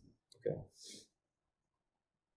So now you start to see some kind of derivation that we're going to use quite a bit in the future. But I hope you somehow are confident or feel comfortable with those notations now. Okay, let's say I wanted to compute expectation of ax plus by. And I know expectation of x is this, expectation of y is this. So plug in the formula, you will get ex plus by is a times ex plus b times ey. Okay, all the linear algebra start to come into play. So that will be 0, 1, 1, 0, 1 times ex 0.5, 0.25, and the EYB is 1, 0, 0, 0, 0, 1 times EY, which is 0.1, 0.2, 0.3.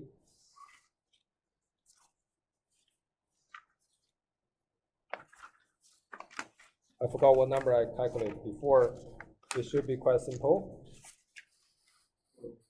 Uh-huh.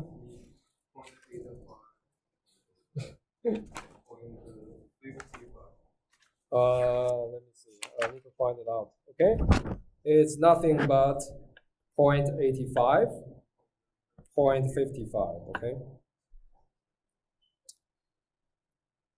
Okay. So it's very simple. It's just, but you need to know all the story behind it. Okay.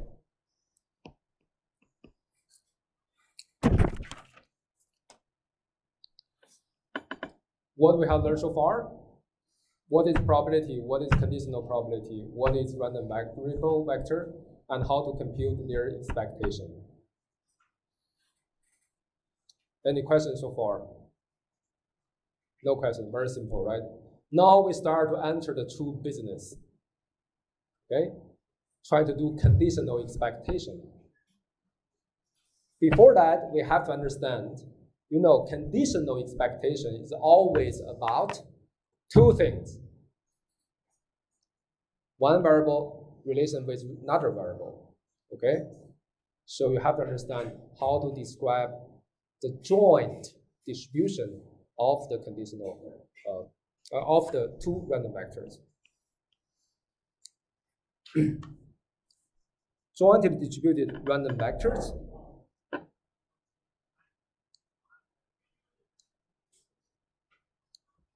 按哪个？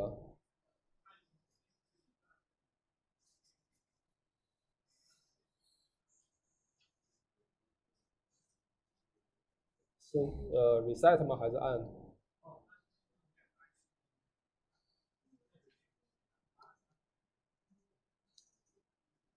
好像确实没电了吗？等一下啊，它是不是没电了呀？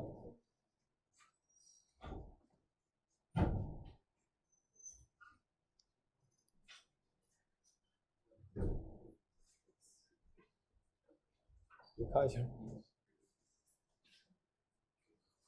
那怎么用啊？没电了，没充电。可能没电了。你有这个口吗？这个开着的吧？对，这个开着的，看一下，看一下，可以。这个开着的，对，OK。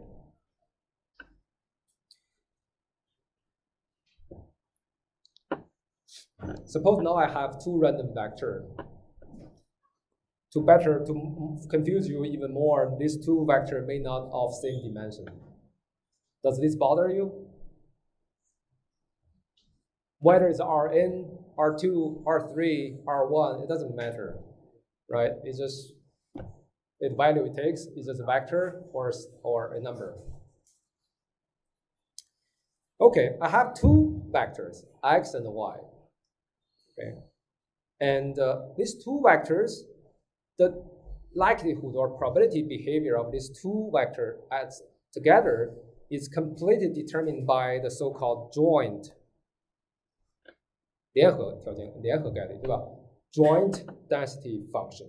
Okay, so x and y jointly distributed as fx, y. So this is nothing but approximately like a probability of x equal to small x and y equal to small y. You can just think this way, but mathematically there's some kind of things for determining for continuous random variable. All right. And when you compute probability, so let's say probability of x and y, this random variable, belong to a certain set A, is nothing but integral of the joint density function dx dy. I typically just write one integral symbol. I don't repeat them. Okay, they could be multidimensional, could be simple, one-dimensional. You may ask, actually, some of you may ask, what about? So this is actually the same as if I put them together. It will become a big random vector, right? So if you want to specify the probabilistic behavior of that random vector, all I need to know is the density of that random vector, right? So that will be fz, z. So you know this z is nothing but small x and y. Anyway, we can view them together as a single big random vector. The reason we break them up is x and y has some meaning that I want to understand their relation. That's why I break. Okay, so I say I have a 10-dimensional random vector. Okay, I have a density function. But the first half means something. The second half means other things. So I want to study their relation. So that's why we'll have this joint. Mathematically, they're the same. But when we try to understand it, we want to understand them separately. Okay. And now, I think all of you have learned this marginal density, 这叫那个边缘概率是吧？ Marginal density is x equal to small x. This is y equal to small y. How do they compute? How do you relate your marginal from your joint? It's just you integrate out your y. Okay? So this is nothing but equal to what? Summation of probability of x equal to x. You care about what's the probability of x equal to x. But when x equal to x, y is random. Y can take multiple values, but you don't care about y.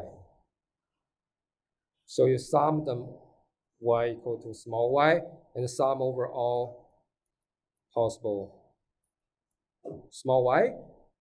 You got the probability of x equal to small x.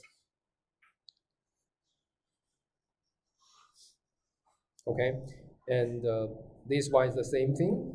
You integrate out one variable, you get the marginal of the other random vector. Let's quickly have a, I think this is the same example, right? So I want to say, this is a random vector, but I can also view like them as a joint distribution of x1 and x2. So the marginal, let's say marginal, we have computed before. Marginal for x2 is what? So x2 can take two values as we discussed before. It's called marginal, sorry. This is the marginal density. Marginal for x2 is just you only care about x2 as a random variable, okay? So x2 can take 1 and 2. Before we say this is what? I forgot. Is 2/3, 1/3, right? So this is 2/3, 1/3. And how did you compute them? You sum over all the other y's, because when x2 equal to 1, there's two cases. Y can be, not y, sorry, x1 can be 0 and -1. You sum them together, you get a marginal for x. That's exactly what this formula is doing. Okay? So next time we'll start talking about conditional expectation and conditional densities. And that's it. That's everything we need to know for deriving Kalman filter. All right?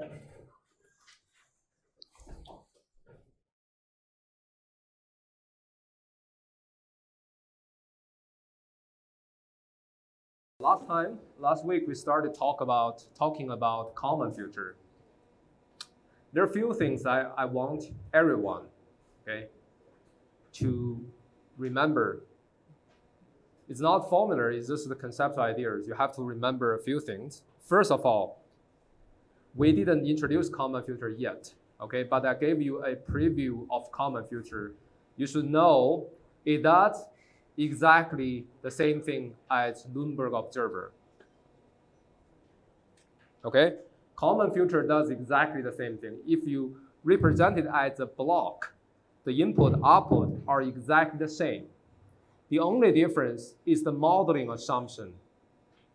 The plant is also the same, okay? You don't change the plant. It's just your model. When you design the observer, when you design the state estimator, the model in your mind is different. Kalman filter assumes a stochastic model which incorporates uncertainty in a more formal way. Luenberger observer does assume a linear deterministic model. Okay, so you should remember Kalman filter does the same thing in terms of functionality, does the same thing as Luenberger observer. Okay, that's the first thing I want you to remember. Second thing I want you to remember at this stage, later on you will realize why is the case. Kalman filter is nothing but I will ask you to maybe write this down in the final exam maybe, okay? It's nothing but a recursive way to compute conditional expectation.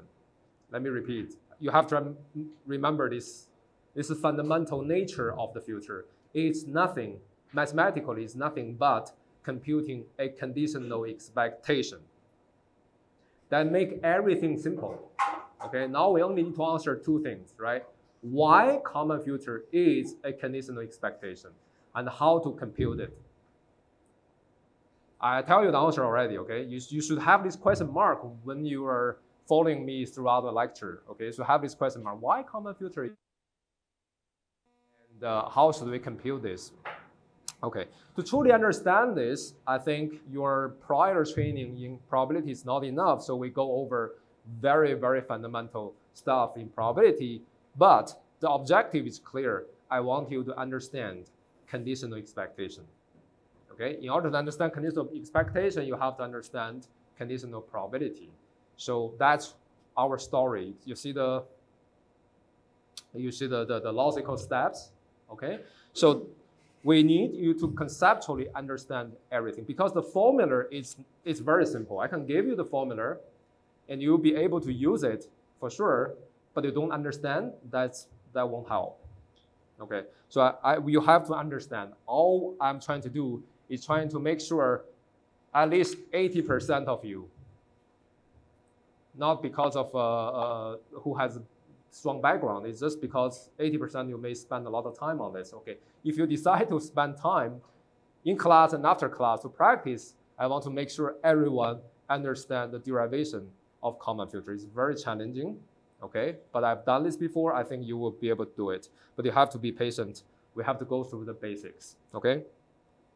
So last time we started reviewing probability and conditional probability. Two things I want you to remember. First of all, probability, whenever I talk about probability, I implicitly assume three things. What are they? Sampling space, event space, and probability measure. Sampling space is a set of all the possible outcomes, and the event space is the subset of all the possible subset of these outcomes. And the probability is a measure, maps the likelihood. So give a metric to the likelihood a particular event happens. Okay, so again, I want you to know that probability is your knowledge, okay, your personal knowledge. Your knowledge will be different from mine, by the way, okay?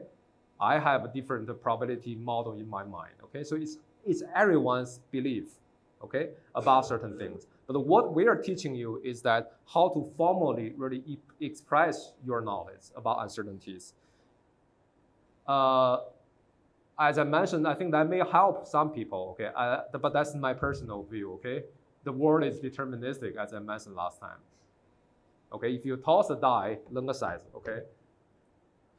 The number show up is 1, 2, 3, 4, 5, 6 is determined.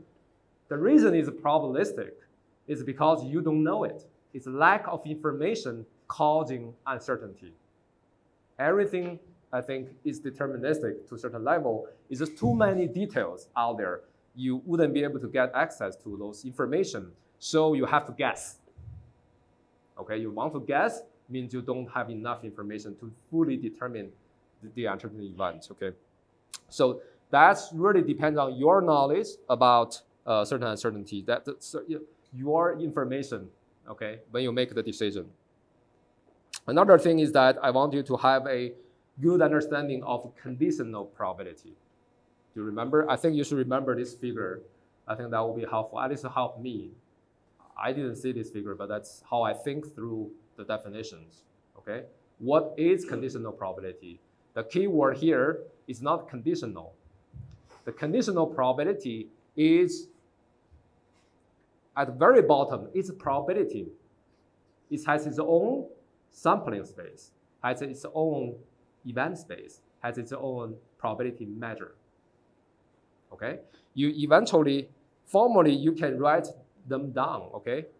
Omega tilde, F tilde, P tilde, but that would take too much effort. So all the probability this formula gives you is nothing, but you can continue to use your original space and original probability measure P to define the new probability. Okay, so what this means is the probability of an event A after B has occurred, right? When B occurred, B becomes the whole sampling space. We explained this last time. Okay, the key is that conditional probability is probability. Okay, the definition is just to link this probability definition to the original definition of probability space. Okay. Then to specify probability, we need what? Probability mass function or probability density function. Then we can compute the probability by summing over or integrate over the outcomes that lies in the event you are trying to compute the probability for. Okay, then we somehow jump to random variable and random vector. I want to assure or maybe emphasize again, in this class and in any class, maybe not in other class, sorry. In this class, number, scalar, and vector and matrix, they are the same. Okay, mathematically, they are just a quote-unquote number. It's depending on the number, it's in the real line or in R2 or in R3. You can think about a dot, a point in the line, on the line or on the plane or in the space. It doesn't really matter fundamentally. So we don't distinguish vector with scalar because that will make the notation really hard. Some people will see X, there's an arrow above it, right? Or arrow below it.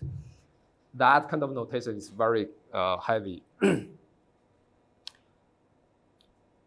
Again, okay, this part is, I want everyone to be able to kind of speak out with me, all right? What is deterministic? And what is random? What's the difference between deterministic and a random variable? I can have a variable that is deterministic, okay? So you should be able to speak this out in English. That will help you understanding. Deterministic is a single valued variable. I may not know its value, but I know it just takes one value. And the random variable is what? It's multi-valued. So this variable can take multiple values. Each of them occur with certain probability. That's it. Right? This sentence you have to, this statement that I think I summarized this over the year. I think that's the best way for you to think about probability without going through all the equations. Otherwise, you'll be confused, okay? Again, random variable or random vector is multi-valued variable. It takes multiple values. It could be, all right? Could be 1, could be 2, could be 3. Each of these values occurs with certain probability, which we call probability mass function or probability density function. Okay, that's it. With that statement, then we can understand expectation, right? Expectation is that you gave me a random variable or vector. It does not take one value, it takes multiple values. If I want to use one number to represent it, is that it's a weighted sum, okay? It's all the value it takes multiplied by the probability that value occurs, and you sum them together, give you a weighted average of this variable or vector. That's expectation. Whenever you see expectation, the first thing you need to do is what? If you think about definition, expectation is nothing but a sum or integral. In this class, summation and integration are the same as well. Okay, you can think about them the same. That can help each other. Okay, these two formulas are exactly the same. Okay, mathematically they are equivalent and also the same. So it's a weighted sum of the values times the probability this value occurs. Once you think about them as a summation, then you can, because summation, you know how to sum two vectors. Do you? You know how to sum two vectors, right? Okay, so then you know how to compute the expectation. As simple as that. Okay. We can also say, some people, we can generalize. I don't require to do this. Let's say my x is n by m. It's a matrix, random variable. Can you imagine what it is? It's not a deterministic matrix, okay? It takes multiple values, and each value occurs with certain probability. And then you know how to compute expectation, right? Expectation is nothing but a weighted sum of those possible values this matrix may take. If you know how to do the summation of matrix, then you know how to do expectation of matrix random vectors or matrix random variables. Okay, I hope you can make this jump in your thought process. All right, so we discussed some properties, and then last time we are here about joint distributed random vectors. This is the most crucial part, okay? If we are dealing with random vector, it doesn't matter how many dimensions I have. I can put all of them, as I mentioned before. I can say x and y are jointly a big random vector, okay? I can fully specify this big random vector. But the reason we are studying these jointly distributed random vectors is because these two may have different meanings. I want to study these two relations. Okay? For example, the x could be Shenzhen's temperature. Okay? Y could be Guangzhou's temperature. They are related.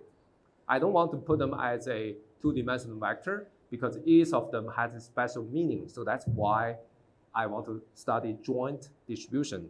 Okay, this is crucial. Okay, we know how to do the joint distribution is fully specified by the joint density function. What does this symbol mean here?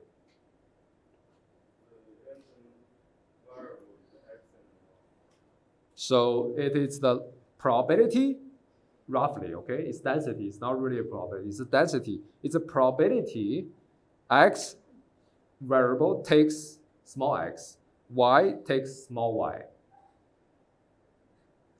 X and y, capital X and y are random variables or vectors. They can take different values, right? And x takes small x and the capital Y equals to small y. This has a probability, and that's the density, okay? Now let's talk about conditional density. That's the really important thing. I think you have learned all of this before. All of the formula appear here. I think you have learned or at least seen before. Did you? Yes? Do I need to explain?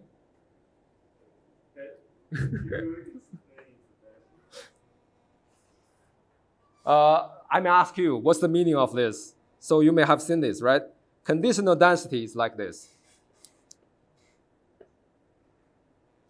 What's the meaning? How did you derive it? Did you show it, or you just memorize it for your exams in the probability class?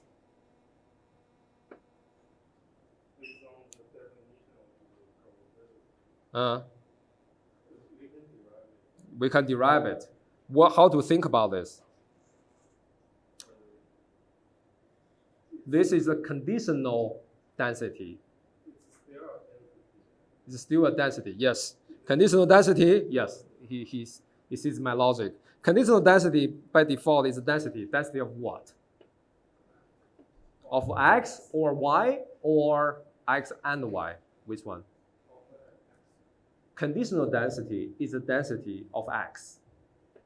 Okay, this is the density of x. Okay, but I can also say this is called marginal, right? Marginal is also a density of x. What's the difference between this and this?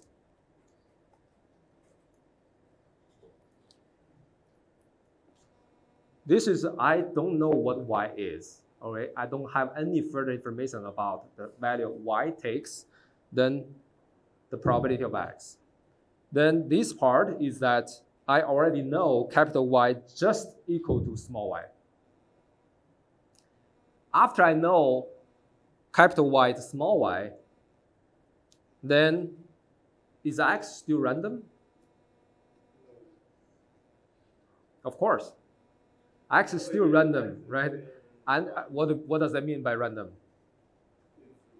multi-value. It still can take multiple values. Each of them occur with certain probability, right? So that's this is the density of the conditional x conditional on capital Y equal to small y. You can think about this. X is Shenzhen temperature. Okay, Y is Guangzhou. Okay? Or anywhere you want. I say Y equal to 26 degree. But Shenzhen, you still don't know, right? It's still random. But once you know X, Y is 26 degree, you know Shenzhen will be close to that, right? Because we're really geographically close to Guangzhou, right? It gave me information that I didn't. But if I say this is 0 degree, it's really rare event. But that does give me, modify my belief about Shenzhen's temperature. But it's still random, right? It still has a density. Okay, this density is divided by this. Why we have this formula? This, you can think, I don't want to derive it. You can think of it as this conditional probability. Just follow from this conditional probability is what? Condition, an event of A, conditional B occurred, is A and B jointly occurred divided by probability of B. Okay, because B is the whole sampling space now. All right, this is that. Guangzhou is Y. That occurred. Okay, it's 26 degrees. Okay, so how do I modify my belief about X? Is they're joint. So capital X equals small x, capital Y equals small y divided by probability B. Okay, the same thing for this may be easier to understand for discrete cases. Okay, so probability A and B, given B is probability A and B divided by probability B. This is nothing but probability of B. This is equal to probability of Y equal to J, the B event, right? That's how you compute the marginal of Y by summing over all the possible cases for X values. I don't want to over explain this. Somehow you need to make a link, connection in your mind between those formulas and this kind of conditional density and the conditional mass probability mass function. Okay, another important thing is the marginal can also be written like this.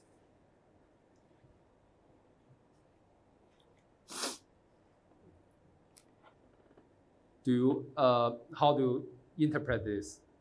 You should think about this as the law of total probability. This formula, I'm not sure whether you can see it, whether you can understand this, and this is nothing, implies these density functions. You remember the law of total probability? You conditional on, let's say this is B1, B2, B3. Okay, if you want to compute the event, let's say this is my A. Okay, we will do this by divide and conquer. We intersect, we can do it. This is part of A1, A intersect with B1, some A intersect with B2, some A intersect with B3. And each of these by conditional probability formula can be written as conditional on B1 and times the probability of B1, etc. All right. If you like pure mathematical derivation, that's also very simple. Is marginal of X equals probability by definition is joint dy, right? Is that true? That's marginal. You don't care what y is, so you integrate all the possible cases for y. That means summing all the possible cases for y for the joint density. Then because of this formula, okay, this one, let's call it 1. Because of 1, I will say this is nothing. You multiply this y here is y given y, x small x, times f margin of y and dy. Okay, that gives me this formula. That's very easy to derive, but I want you to understand. That's more important than derivation. Okay. And we all know independent formulas means independence, statistical independent means conditional on y values or not doesn't change the uncertainty of that variable. Then these two are independent. So independent, I think all of you remember this formula, right? The joint density function somehow can be factored, 分解, into multiplication of marginals. This is not the original definition for conditional probability. Original is what? I need to require this one is equal to this. Means y take whatever value doesn't modify my belief about x.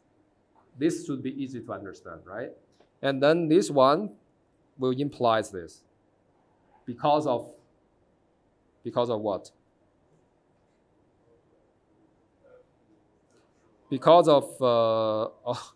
of this, right? Also because of 1. You multiply this y to the other side, then you plug in this, you get this joint factorization condition.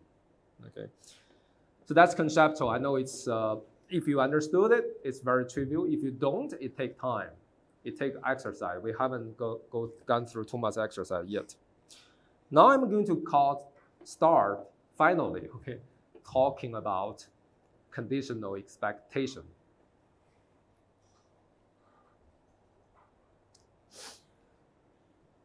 This is my definition. Xiaohan, can you explain this to me? This is a definition of conditional expectation. Can you explain this to me and to the rest of class in Chinese or English, whatever is fine. Try your best. You cannot say this is the formula. Do not read the formula. Just explain. Try to explain.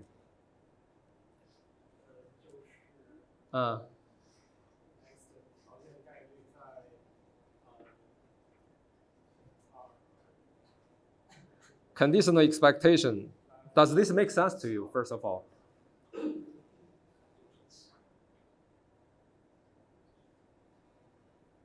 It's just an expectation. So it's like no need to explain, right? It's just a formula. Then my job will be easy. I will just read all these formulas, then we are done. Yuntian, can you explain? I think it's the same as expectation. When y have a certain value, then the distribution of x is affected. Mm-hmm. The PDF of x, the fx becomes the PDF of the conditional. Okay. Yeah. You can teach now. Okay, good. Anyone disagree? That's, let me repeat Yuntian's explanation. I think it's good, all right? Expectation, conditional expectation, conditional probability is probability. Conditional density is density.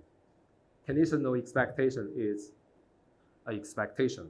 What is expectation?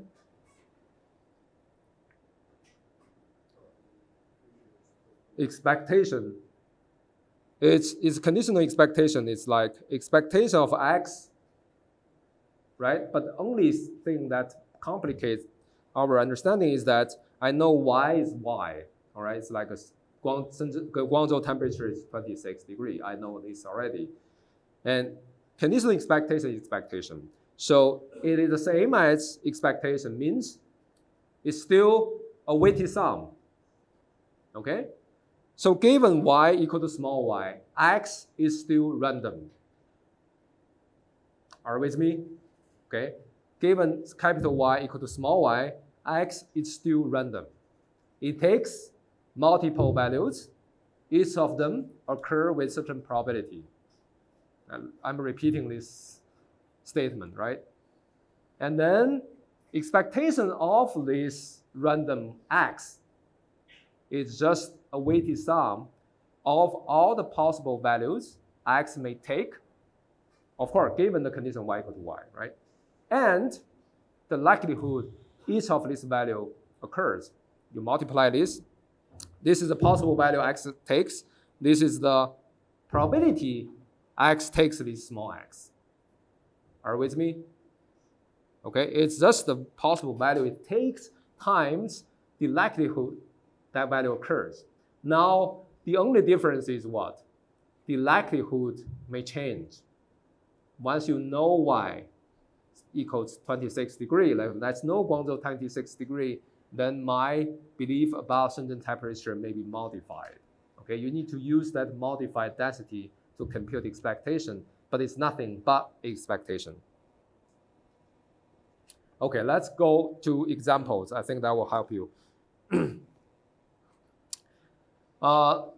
Let's try to read this table. What does this mean? It's that x and y are jointly distributed. Okay, x and y are jointly distributed. This is a discrete random variables. The first question, what's the dimension of x?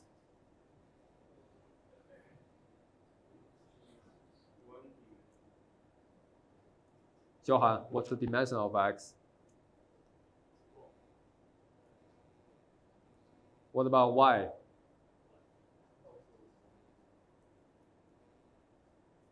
One, okay. Y, it has 6. It takes 6 values. Each of them is a number. It's one dimension, okay?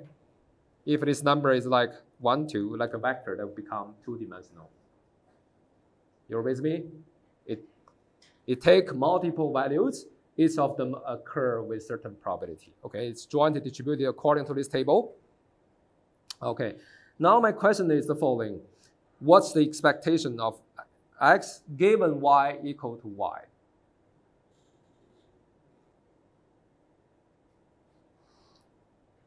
Given y equal to 1, given y equal to 1, x is still random, right? So let's look at this. I prefer, maybe this may be confusing for some students, but let's write it like this. So z equal to x given y equal to 1. I'm not sure whether you can suffer from this ugly looking notation. What does this mean? I define this conditional variable as z. So given y equal to 1, x still random, it takes multiple values with certain probability, it's a random variable, okay? So I define this new random variable or conditional random variable as z. That's fine, or I don't have to do this. I can just keep using this notation, but let's do this for now. Now let's look at z is random or not.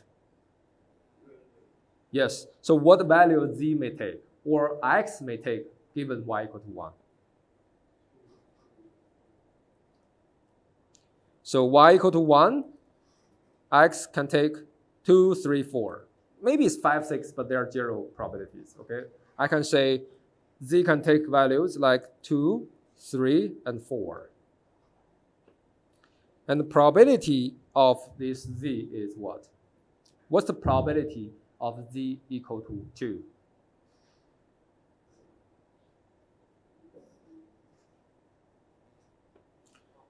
Probability of z equal to 2 equals what? So the probability of x equal to 2 given y equal to 1, okay? You have to understand this notation. So now I fix my word to, or constrain my word to the case of y equal to 1, okay? That particular case, x can still be random. I call that random variable z now. It's, how to compute this? It's the probability of x equal to 2, y equal to 1, divided by y equal to 1. Probability of y equal to 1.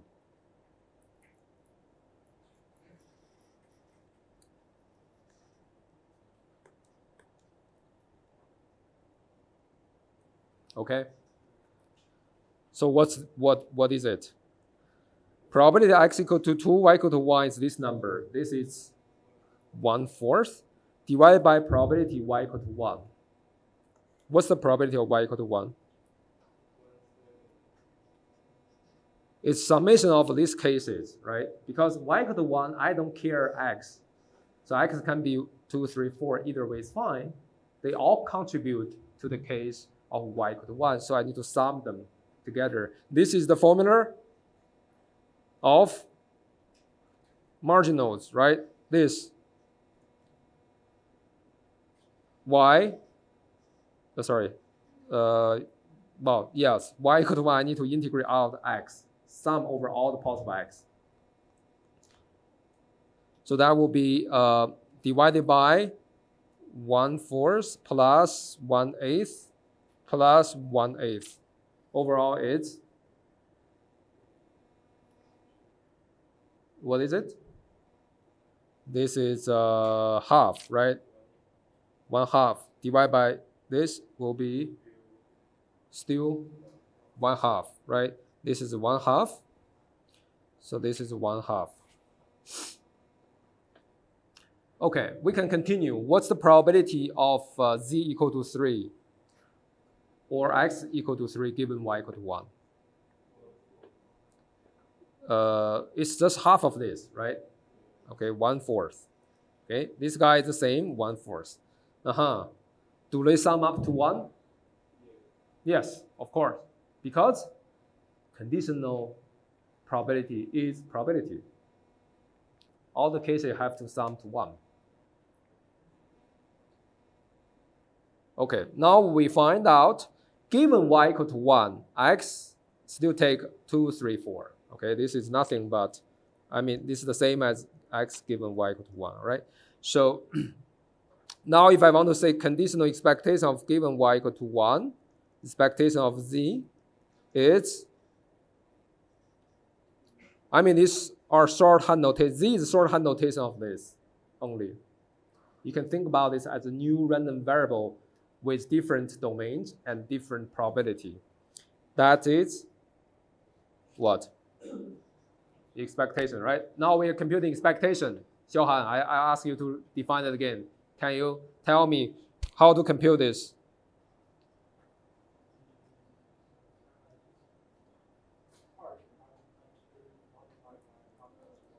Okay, times this, yes. All right, good. What is that? Nothing. What? The value it takes times the likelihood its value occurs is the expectation. Conditional expectation is just we modify the likelihood of its value now. Because after I know some event occurred, then those probability of the other random variable becomes changed, right? Got changed.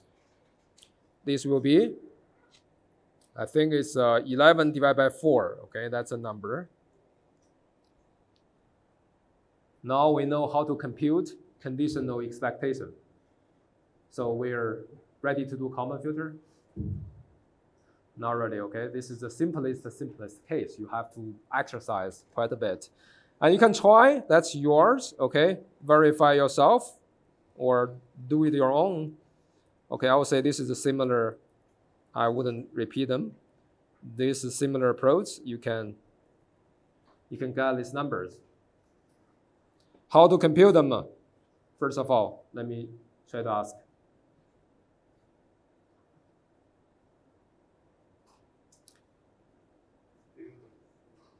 Still the same. You first need to know, given y equal to 2, x is still random. Okay, you think,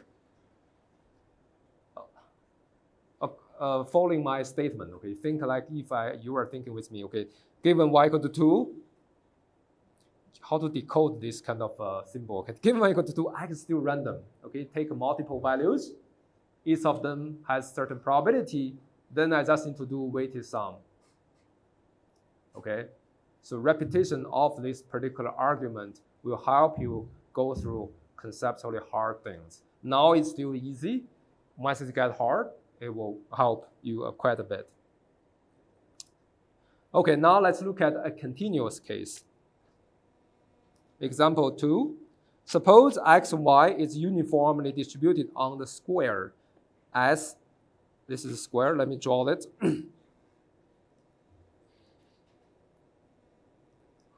So x and y. Each of them is, let's say this is 6, this is 6, -6, positive -6, this is 6, -6. So there's a square uniformly distributed in the square. Sorry, that's,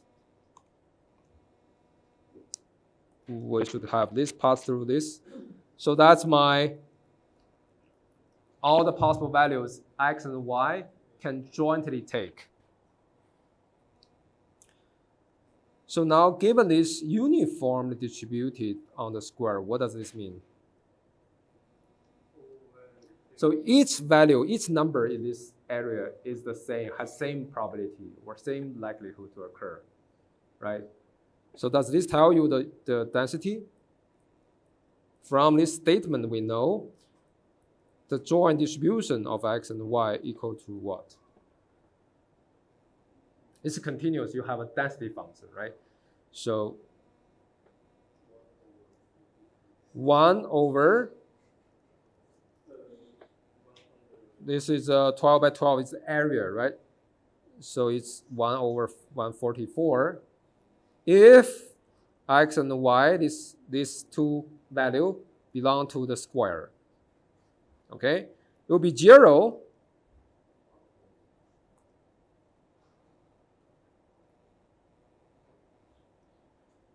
It will be 0.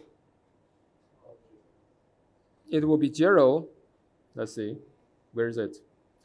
It will be 0 otherwise.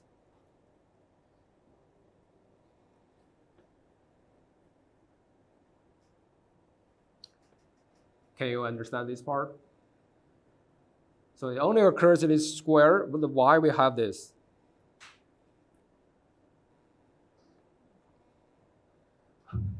Assume6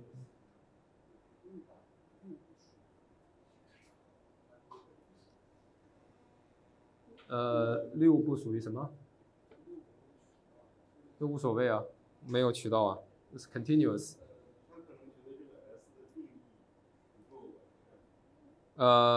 可以，在 continuous 里边一个 number 是无所谓的，你可以这样，什么小于6可以无限接近6吗？144什么？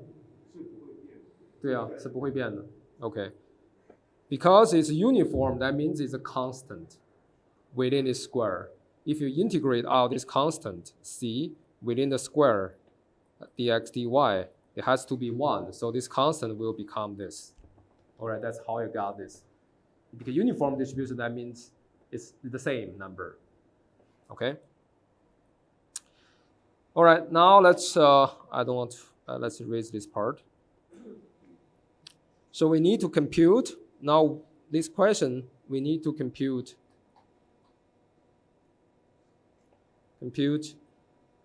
I want you to find conditional expectation of y given x.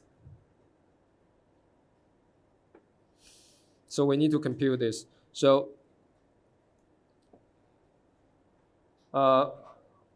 so that's y given capital X equal to small x.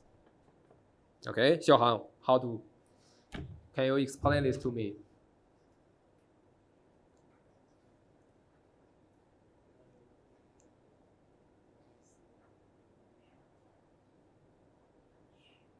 Given x, you have to follow my statement, okay?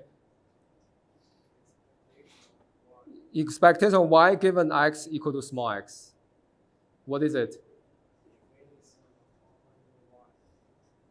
Okay.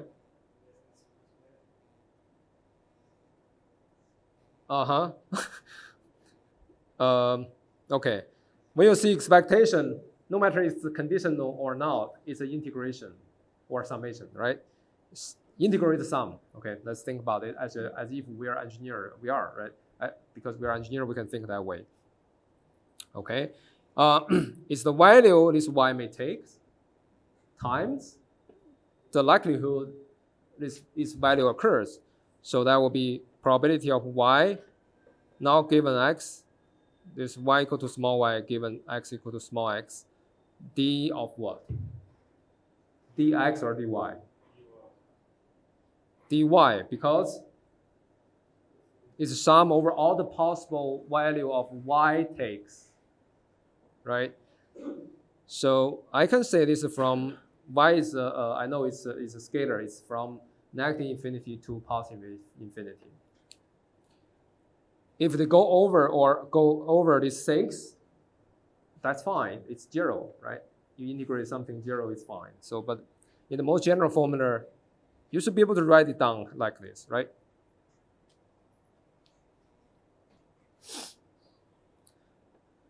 So to do this integration, what you need to find? You need to find the conditional density. That's it. Then become calculus, not my job anymore. This is not my job either, okay? So, but I have to review this for you. How to compute this? Y given x, y given x, all right? So that's by formula is joint divided by marginal of x, okay? Probability A intercept B divided by probability of B. That's like that, right? So first of all, we need to find all of this. So first of all, what is the marginal of x? Integrate out y, right? You don't care about y, so that will be divided by y. So the joint, you integrate over y, you get the marginal of x. What do you think this function is?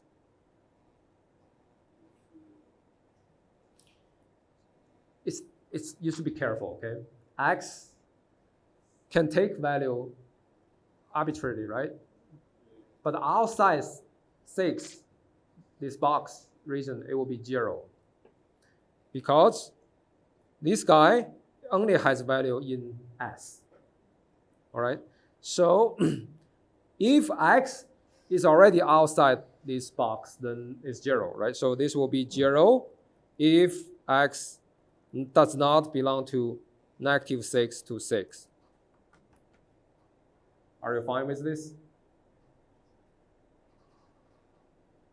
Of course, right? If the outside is 0, because the density is 0 outside. Okay. But some people can directly write down the formula, but I want you to go through the baby steps so that you know, as if you are a programmer, how you should derive the things. Okay. Now the question is that if this guy is inside this, what is the integration? So I don't care about y, right? So y can be arbitrary. So, but the most, from negative infinity to infinity is also fine. But the only thing it has value is from -6 to 6, 1 divided by 44 dy. Okay? So this guy is this guy in this domain. Outside this domain is 0, so you don't need to integrate that.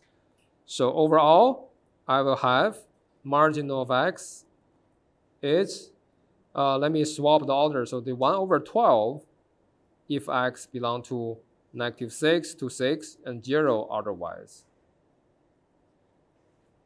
It's also uniform in this particular case.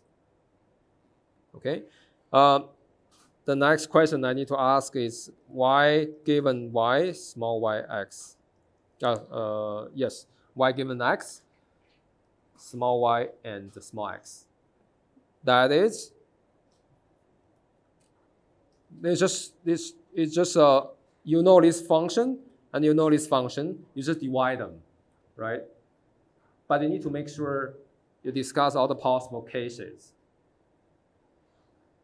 because this function is defined in terms of its domain. It has different expression, okay?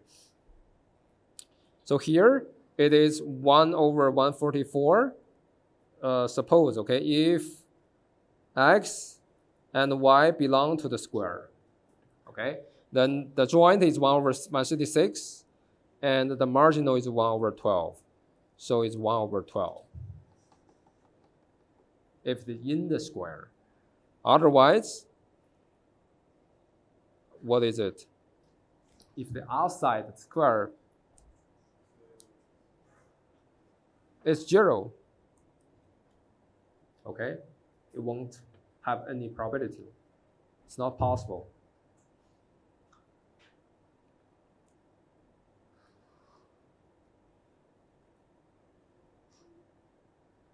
Okay, so this tells me conditional expectation of y given capital Y equal to small x equal to y given x, small y given x dy is integrate from negative infinity to infinity or negative 6 to 6, right?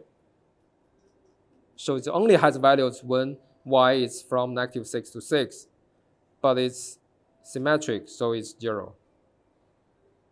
Okay. So conditional on x equal to small x.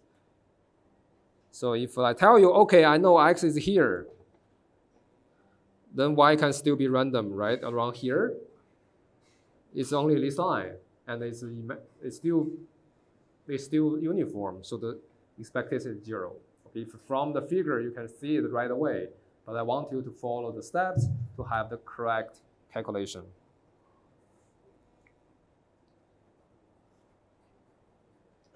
Okay. Suppose this is my small x. Any questions? Then we can take a break.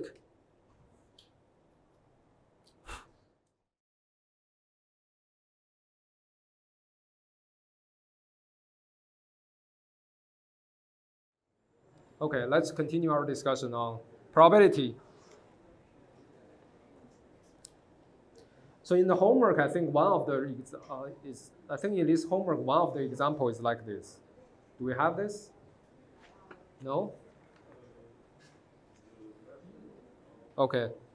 Anyway.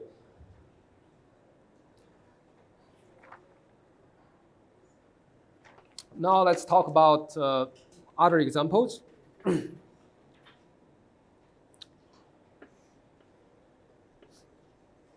We have defined the conditional expectation, right? And conditional expectation can be used to compute expectation. Or it's just like this. I think in the homework, I think in problem 2 is all about this, right? How to use conditional expectation to help you compute the expectation. Because sometimes the conditional expectation is simple, okay? So this is also related to the law of total probability, which you can think about them as divide and conquer. You divide the complicated case into special simple cases, and you sum them together will give you the total result of the overall expectation, right? So I'm not sure how can you understand this formula? If I want you to compute, prove this, how do you prove? How do you compute? How do you prove this formula? Or does this formula even make sense to you?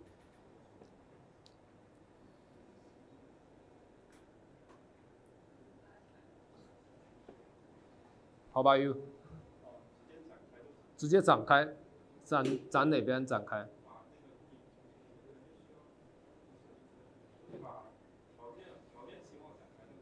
But okay, all right.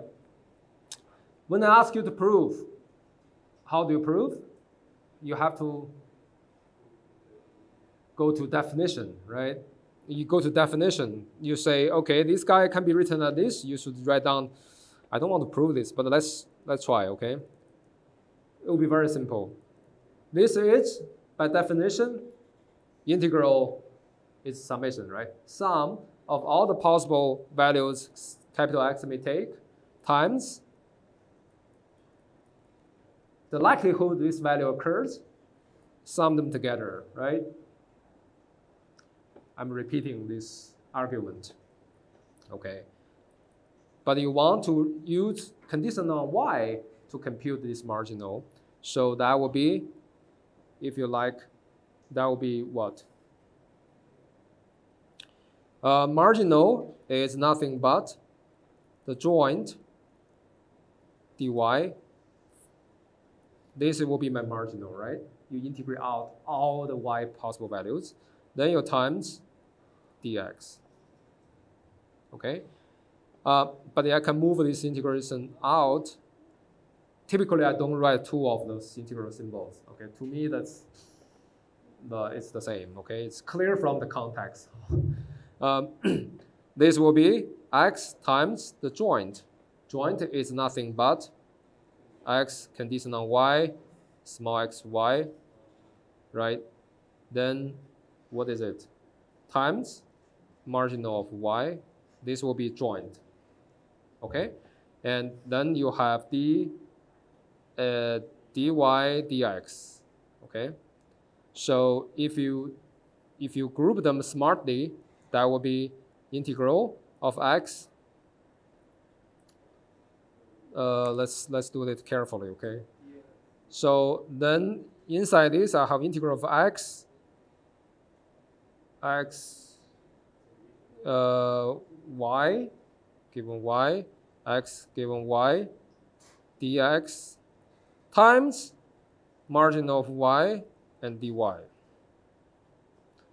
Okay, this inside this, I'll call this part, is expectation of x given y equal to small y. Right? And times the likelihood this small y occurs and sum them together again, you get the expectation of x.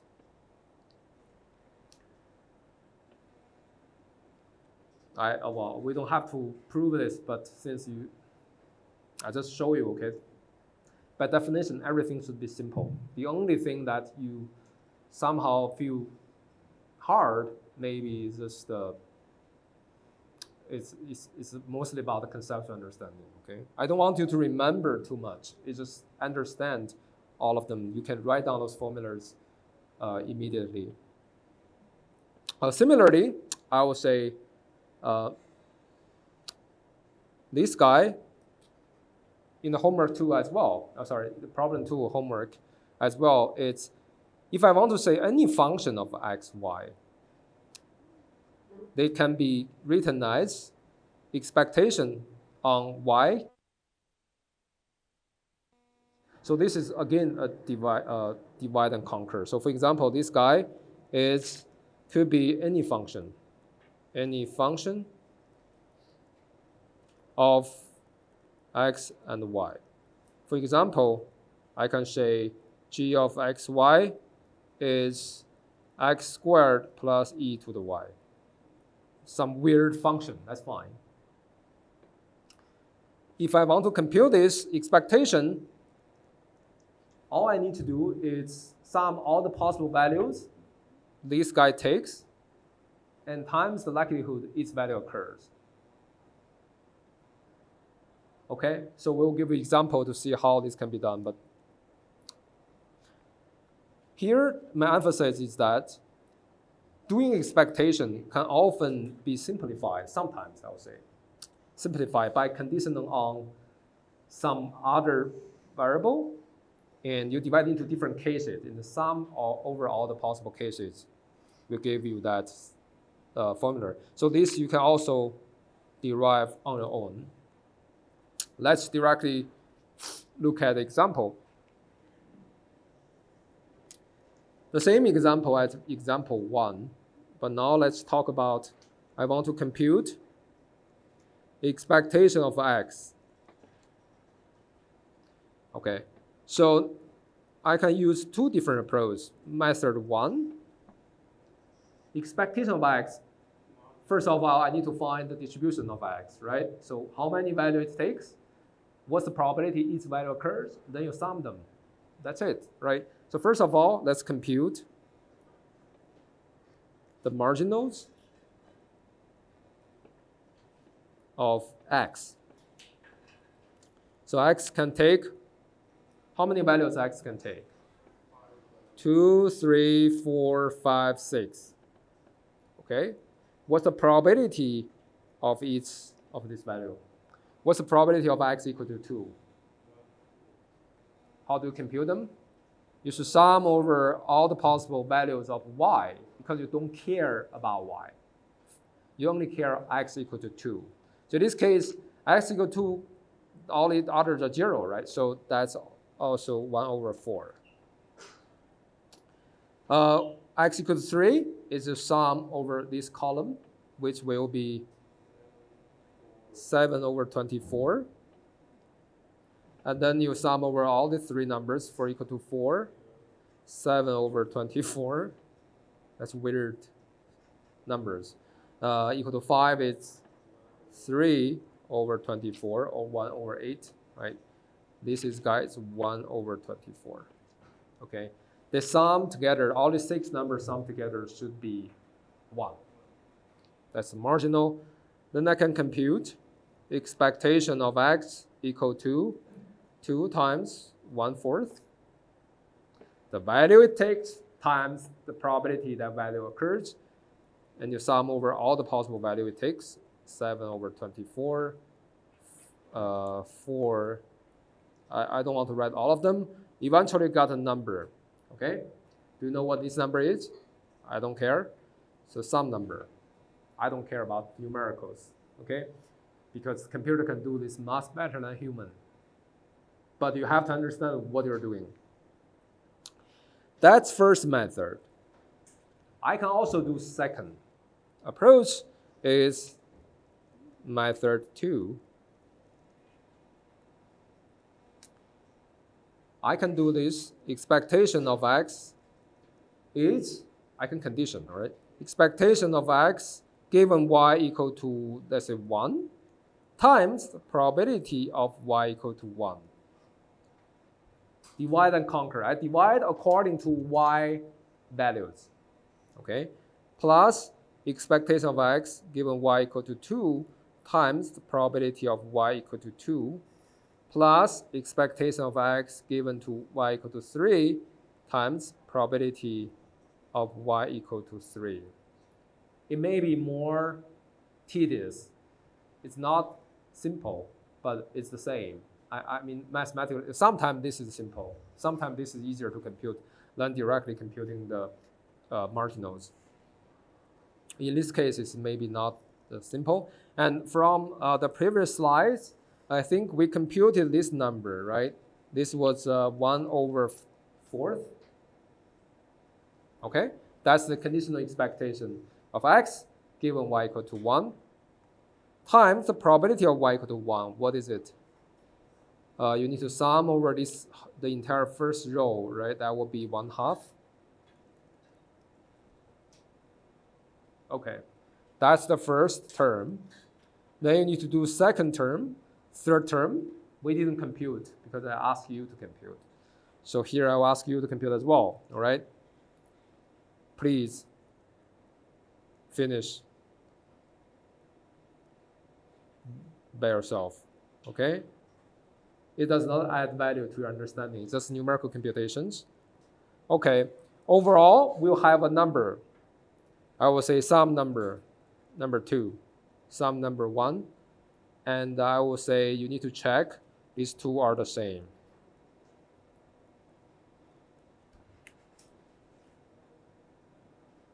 Okay. I don't want to compute it to convince you. I could tell you this is the same. I think you can imagine it will be the same. And we also prove it mathematically like this, right? Mathematically, it's just this conditional expectation, divide and conquer. Okay. Now let's look at numerical example. Another example 3.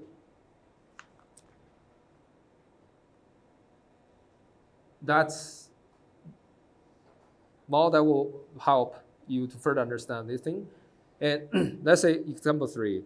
Outcomes with equal chance. Suppose I have x and y, okay, distributed according to this. So it takes this pair of value, right? X equal to 1, y equal to 1. How many value it takes? 1, 2, 3, 4, 5, 6. With equal chance means it's 1 over 6. Okay. Now I want you to compute. I want to define g is a function of x and y. I want to compute, please compute, the expectation of x squared, y squared.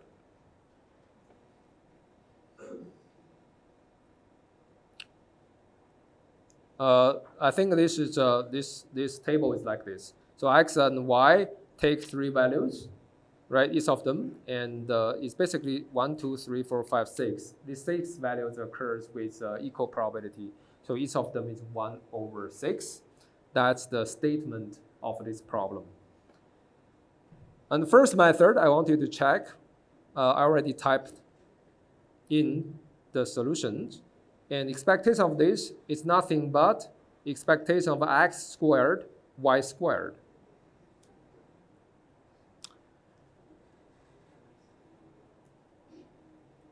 How do you compute this? This first method is expectation of x, y squared, y squared. It's all the possible value this takes. The only randomness comes from x and y jointly take some values. Each of this occurrence of this value will give you a value of x squared and y squared, right? So that will be, it's only possible 6 cases, right? So it's 1 squared times 1/6. This guy is 2 squared times 0 squared times 1/6, right? It's x squared, y squared.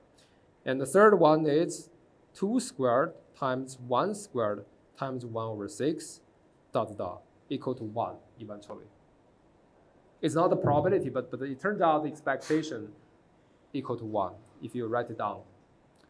The only thing non-zero terms already list them here. That's first method. Let's look at the second approach, right? Method 2. The reason I want you to go 2 possible ways to compute this is really throughout this process, you can gain understandings of conditional expectation. And all we need to truly understand Kalman filter is have a solid understanding of conditional expectation.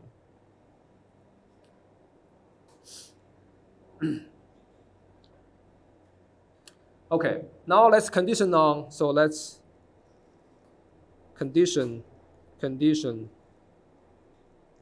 on y. Okay, let's see what possibilities of y it could, what all the possible value of y could take. Y could be 0, right? It's true, y can be 0, is this row, right? And in this case, if y is 0, x squared, y squared equal to 0. Okay? What about y equal to, what else y equal to? Y could be -1. Okay? Y equal to -1, then x can only be 1/6. There's no also other cases of x. So in this case, x squared, y squared equal to, it's just 1, right? Does it take multiple values? If y is -1, then x is fixed.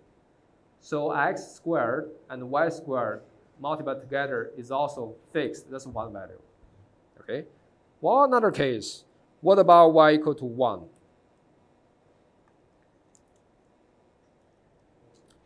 So then I will say x squared and y squared. What are the cases?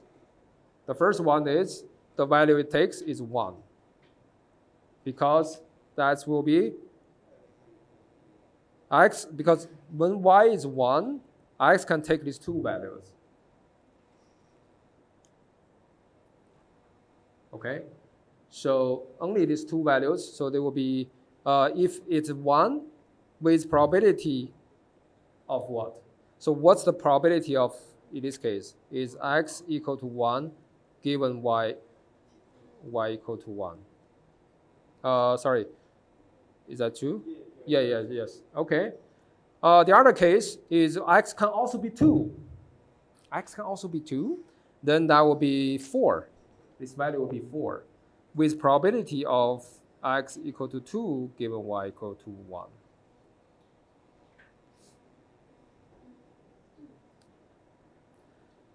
So now let's I divide into these cases. Now let's look at how we use it. the first one, I will say expectation of this, first of all, given y equal to 0.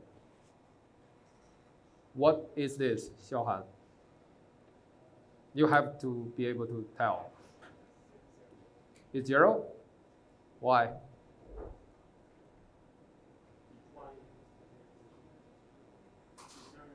This, okay, for you, maybe half an hour ago or yesterday, you will feel really confused about this ugly looking formula. But now I want you to think clearly. When y equal to 0, y is fixed. X squared, y squared is something you want to compute for expectation, right? This x squared times y squared can still be random. But in this case, it's extreme. It's just take one value now, right? So it's just what? No matter what x is, y equal to 2, or y equal to 0 tells you this thing can only take value 0 with whole probability 1. If you like, it's just that. So it's 0. Very simple to compute. Okay? That's condition, right? So what about y equal to -1? It takes only one possible value again, right? As I mentioned before, is 1. So it's 1 times the probability 1 is 1. Are you with me?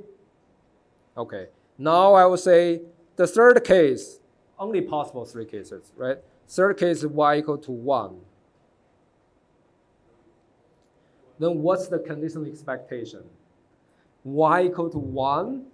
Now x squared, y squared can take 2 possible values. The first one is 1, which happens with probability this.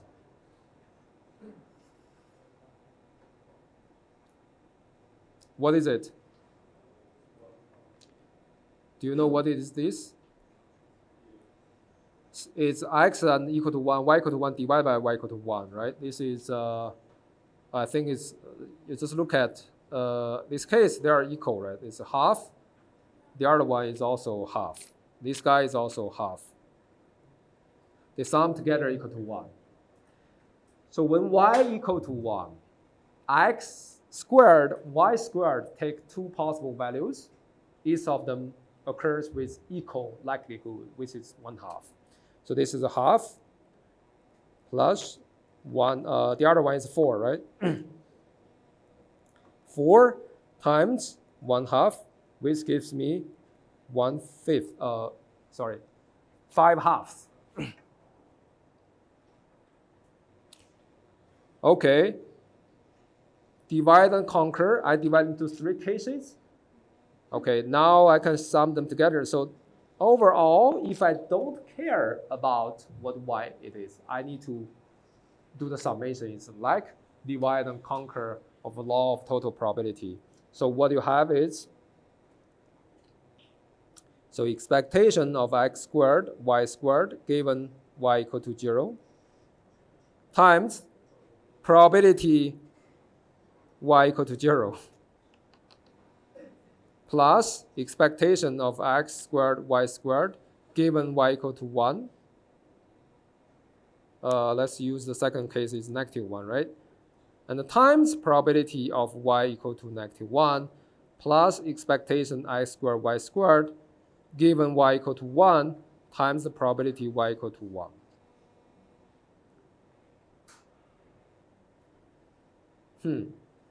What we have here is, this guy is 0, right? Doesn't matter. This guy is plus 1 times probability of y equal to 1 or -1. What is it? No. Oh, yeah. -1 is summation over this row, which is -1. Which is 1/6 plus this guy, which we have 5 halves times -1, which is 1/3, right? So overall, I have 6, 5, 6. Oh, it's 1. It's the same as this guy. Why we need to do 2 approach? This helps you understand how you do divide and conquer. Can I condition, okay, so if I do this, can I condition on x? Yes. I can also condition on x times y. Whatever easy for you, you can condition on something.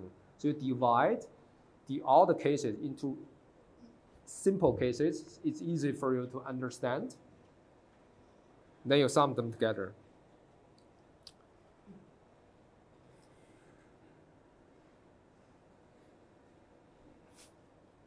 Okay, if you haven't fallen asleep, that means you're good.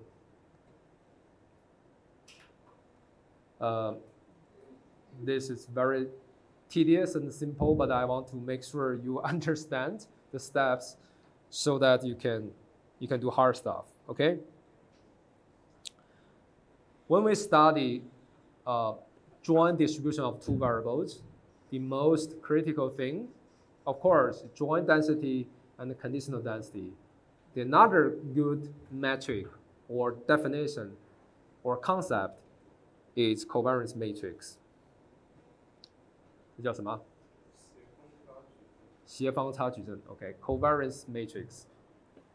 I think you all have learned covariance, right? Do you know what covariance really is? To save time, I don't think you have those written down, but I have those data, okay? Covariance by definition, whenever I draw this triangle means definition. Definition means I don't need to explain, right? It's how I define it, how people accept this definition, they will use it, okay? It could be useless, could be useful, and in this case, the covariance definition is very useful. What this is doing,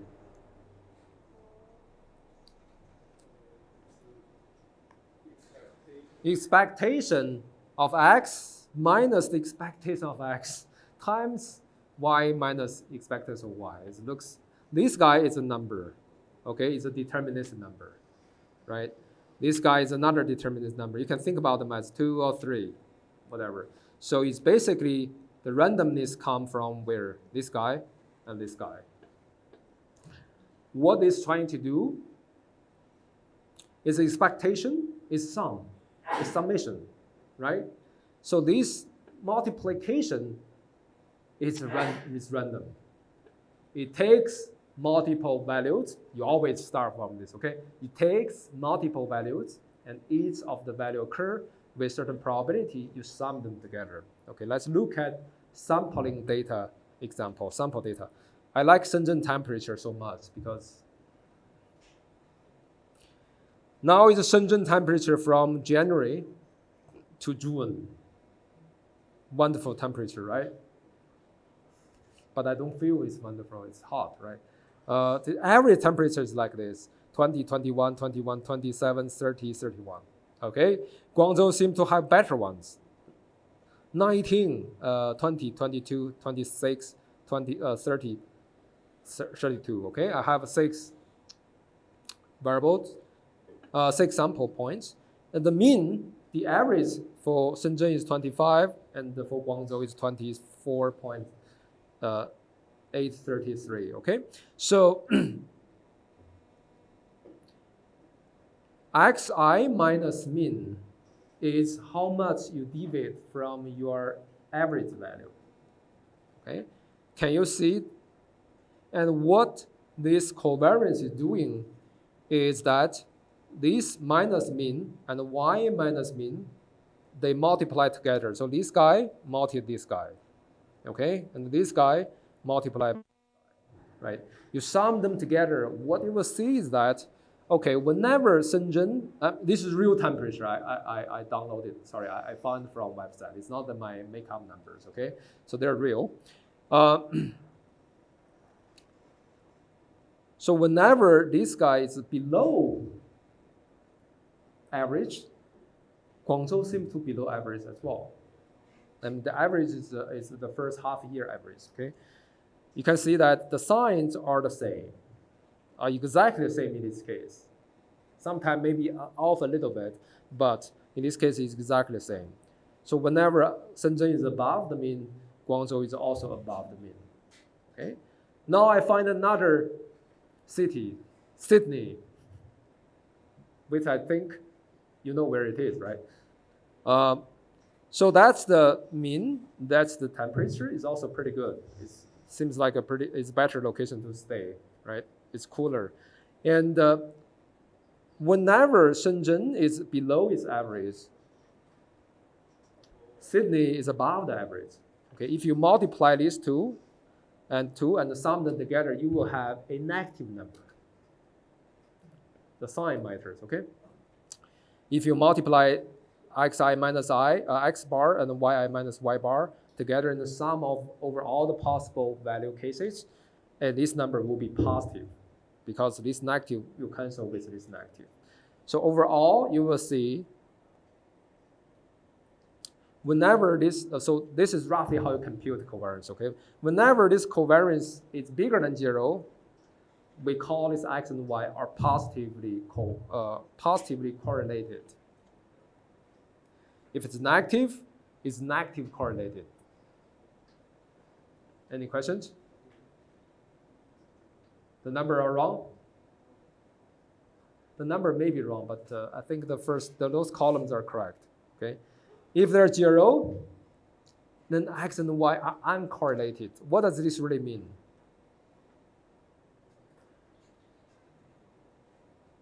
So all it means, you can use y to infer x, or use x to infer y.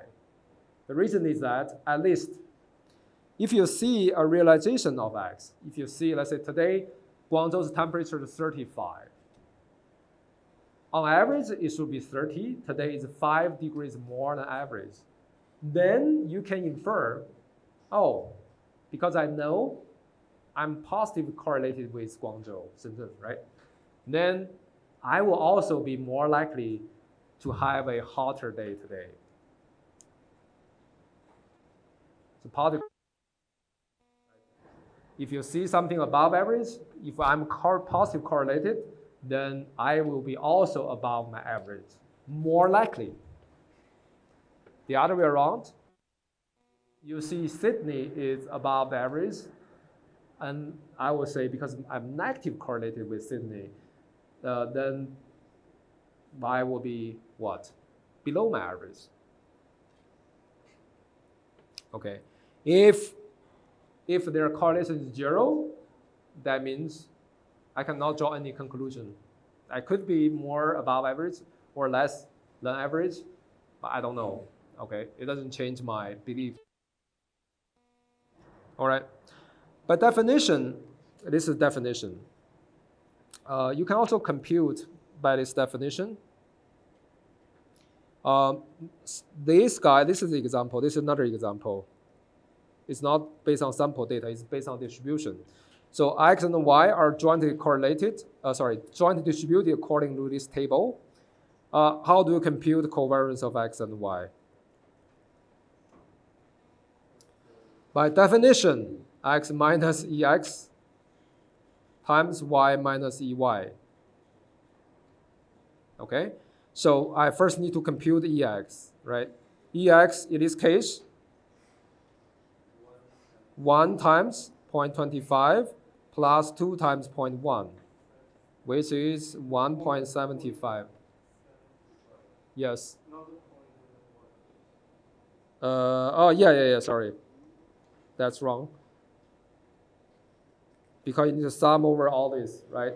The expectation of y is, this is a negative 1 times 0.35. You need to sum over this row, plus 1 times 0.65, 0.3. So the covariance will be what?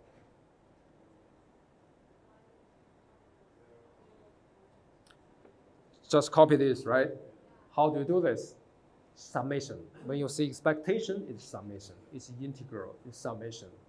What value it may take, the only possibilities of all the combinations of this pair valued, you need to sum them out over all the possible cases. So the first one is,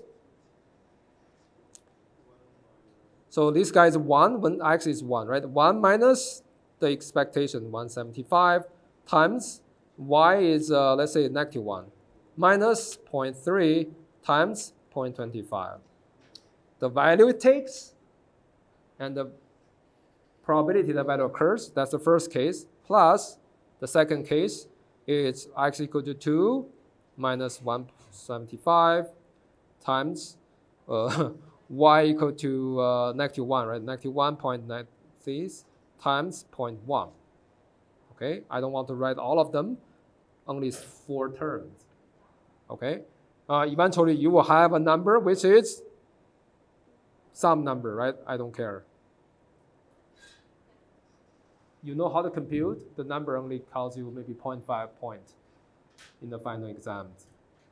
But if you compute this wrong, then conceptual mistakes, I think it's worth more penalties than numerical calculation mistakes. Now you know how to compute this, all right? You know what it's meaning. But that's only for scalar cases. I compare pairwise. Now I'm going to introduce you the covariance matrix. I'm going to draw a triangle here. What does this mean, Xiaohan? Definition. Definition means it's defined this way, right? Okay.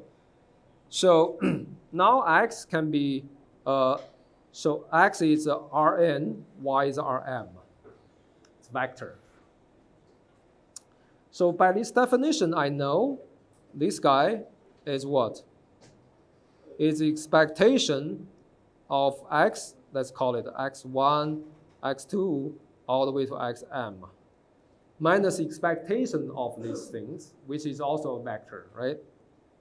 But this is a deterministic vector.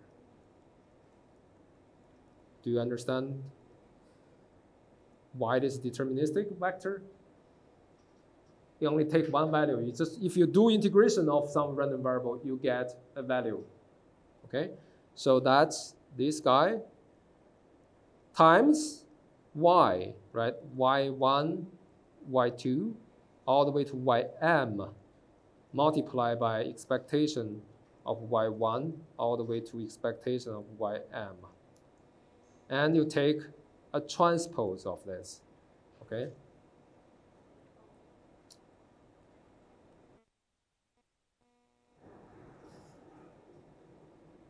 So overall, you will have a what? This is n by 1 vector times m by 1, and it will become 1 by m. You can take a transpose. So overall, you will have, does this multiply? Overall, you will have a n by m matrix,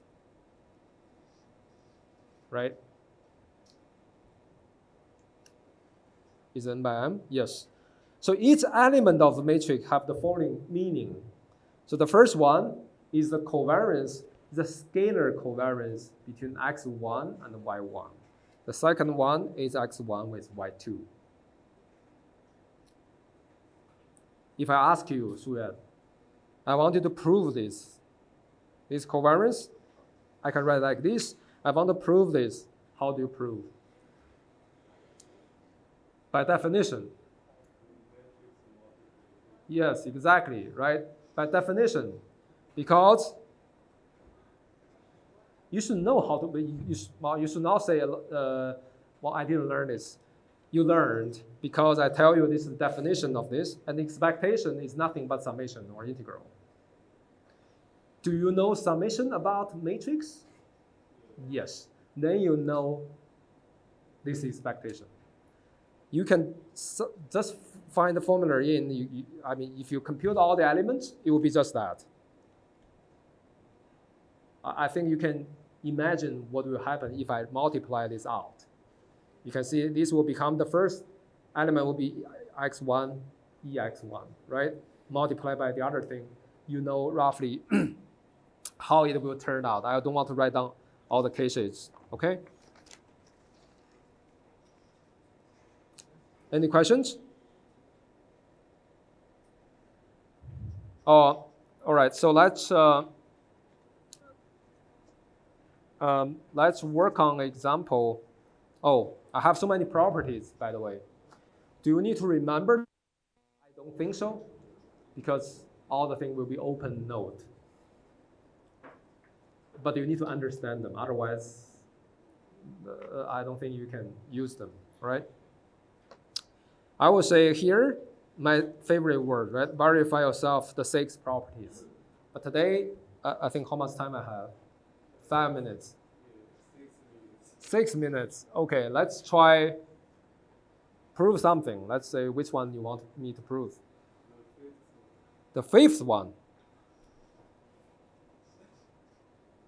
Okay, let's say this guy. All right. What else? So you pick one. Let me do this, okay? Let's first do Yuntian's request. If x independent of y, covariance of x, y is 0. This is more general case. I'm talking about what? Vector case, okay? So in this case, let's assume expectation of x, let's call it a. Okay, it's a number, right? Expectation of y is b.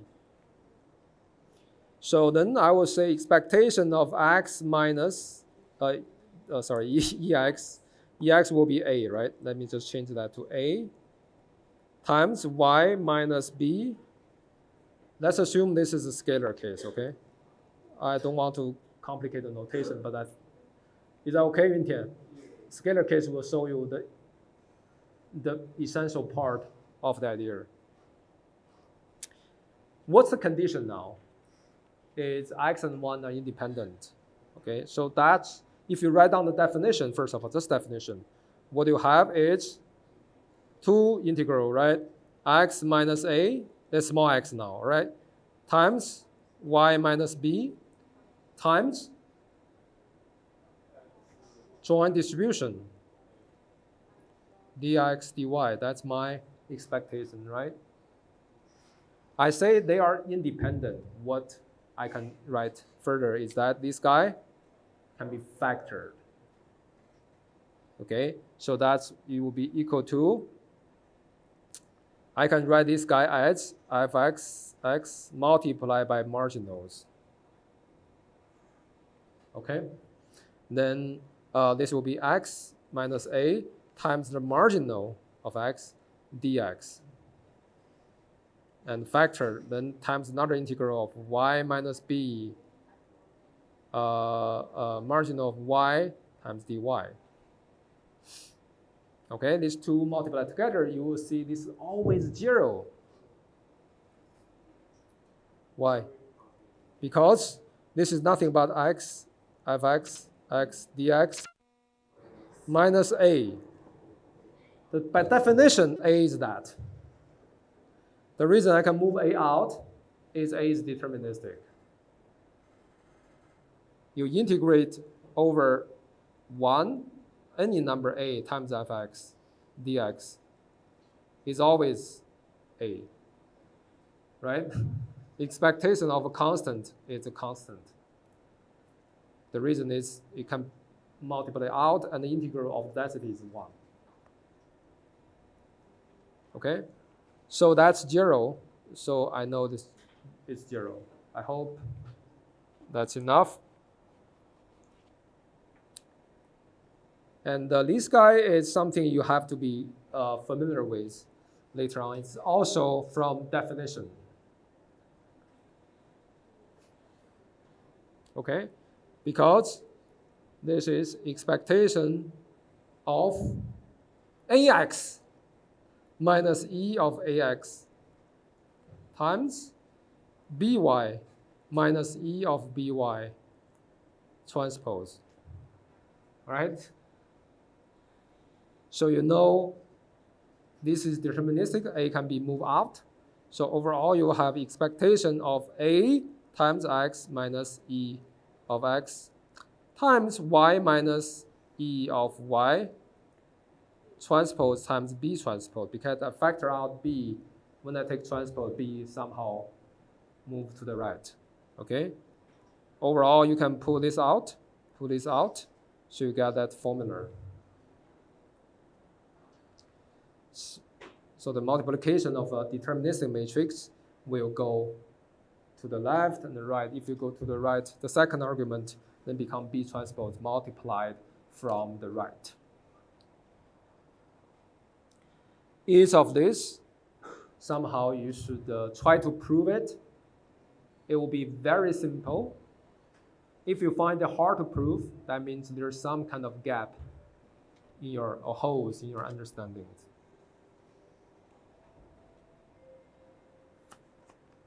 Okay, hopefully, we haven't finished. Yes.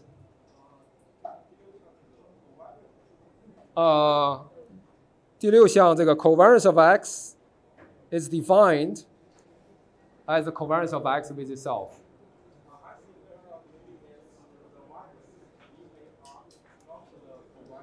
It's also called okay.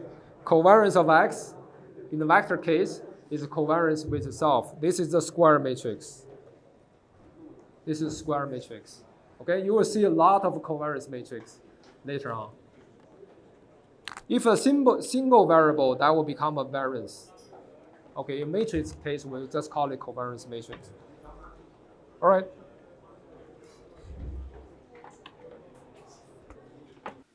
Last time we were here, we started introducing the covariance of two random variables, and we extended to covariance of two random vectors. Okay, and the definition, I gave a quick recall of the meaning of the covariance, as well as how to compute them for random variables. Then we jumped a little bit to define the covariance between two random vectors. They may not be of same dimension. Okay, it could be Rn and Rm, and then these two covariants become a matrix, and each element of this matrix is the element-wise covariance between xi and yj. Okay, so Shuyan, how do you prove this? I want you to prove the second row and second column is just this.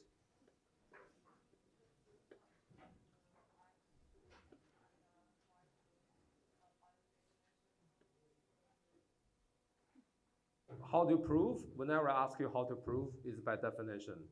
You just start from definition. The definition I wrote down here, right?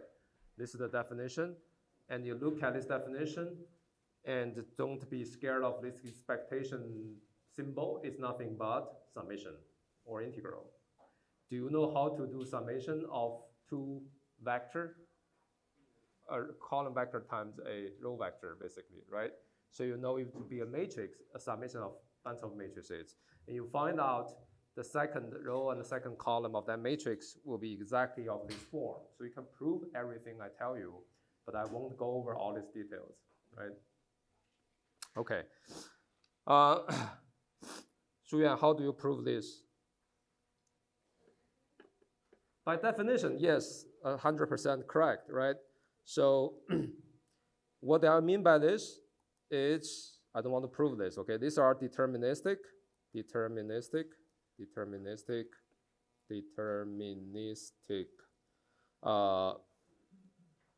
constants, okay? What's the meaning of deterministic again? Single value, not multiple value, right? There's no distribution. And how do you prove this by definition? Let me write down here. The definition of covariance is nothing but transpose this, right? If I ask you to prove this, then you find out adding a constant or deterministic constant doesn't change this, because x plus a minus expectation of x minus expectation of small a is a as well, because it's constant, right? These two constants got canceled out. So you don't need to worry, right? It's very simple. Each of those properties, although I don't go over them in details, but they're relatively simple to prove. All the proof is by what, Julian? Yes, exactly. You just copy the definition in. All right. I think last time is that you asking the sixth property. What's your name again? 汤玉什么？玉轩. Okay, 玉轩. Okay, so Yu Xuan's question was, this would be called variance instead of covariance. Okay, so, but in the vector world, I can call the covariance of with itself is also a covariance of X. So this is defined, I can call this variance, no problem, okay? But what's the variance of a vector? I can define it as this way, okay? Define that the covariance of X with itself is called variance, okay? And, but typically I would just say covariance of X. Okay, those are somehow shorthand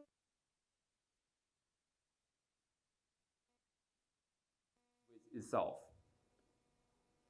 Okay, so why this is a positive semi-definite matrix? Do you remember what it's, did I review that? I forgot. Yeah, so there's, yeah, we didn't review this in detail for the first review lecture, but I assume you know what positive semi-definite is and how to show this is positive semi-definite by definition. This time the definition you have to know the positive semi-definite matrix definition as well. Because look at this, okay? If this becomes covariance of X with itself, it's nothing but X minus EX times X minus EX again, transpose. It's almost like X squared, but it's not, right? This is a vector, this is a column vector, times a row vector. And these two vectors are the same. They will give you a matrix, right? And each of these matrix is positive semi-definite. You can easily show that. Rank 1 matrix. It's very simple matrix. It's very useful matrix, actually, this kind of matrix. And the expectation is nothing but with the sum of these positive semi-definite matrices, right? And then by definition, you can still show the result will be also positive semi-definite. Okay, although I didn't go over them, but I hope I gave enough hints or point you to the right directions. If you're curious about this properties, just check the definition. Don't think of, a lot of people ask me, Professor, do you have a textbook or other book that I can use? Because whenever you see something you didn't know or you don't know how to solve right away, you typically think about, oh, where should I have a formula or a theorem that I can directly link to the problem at hand? Or that's typically the habit. But now we want you to think, right? All the concepts are defined, I think, clearly by my lecture note already. You don't have to have another textbook. All right, so let's work on a few examples. The first one is almost like a pure exercise for the definition. Just get you familiar with the covariance between vectors, okay? Suppose, let's say X belong to Rn. Those are all symbolic, okay? Y belong to Rm. Now I'm going to ask you, what's the covariance of, what's the dimension of this matrix, covariance X, Y?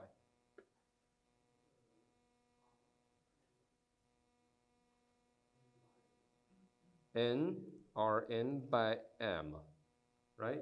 This is a matrix. Is this matrix deterministic or random? It's the covariance.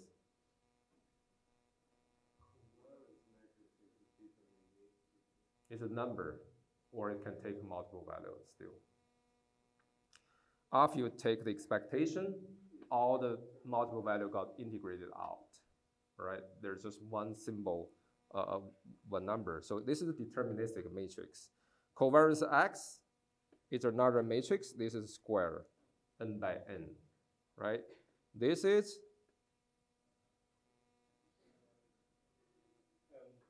m by m, okay? Now I ask you to, given those things, suppose I gave you, okay, there are numbers. I don't want to write down the numbers. You picture those are numbers of those different sizes of matrices. If I ask you what is the covariance of AX plus BY, and A and B are deterministic constant matrix, deterministic constant matrices, okay? So the covariance would be, so the cov AX plus BY. By definition, I said this is a shorthand notation for, I didn't ask you to prove yet, okay? So this shorthand notation of the variance is the covariance of this vector with itself, okay? And I can write down the definition to compute this, but I can also use the property to compute this very easily. So the property is, let's look at our property. Let's first look at this property, the third one.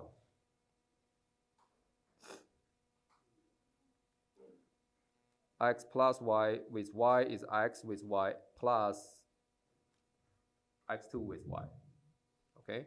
So that's, so I can write it like this. Covariance of AX with AX plus covariance of AX with BY plus covariance of BY with AX plus BY with BY. Can you get this? Looks similar to multiply. It looks similar to multiply this, A plus B, right? Why is that? It looks like a multiplication of these two.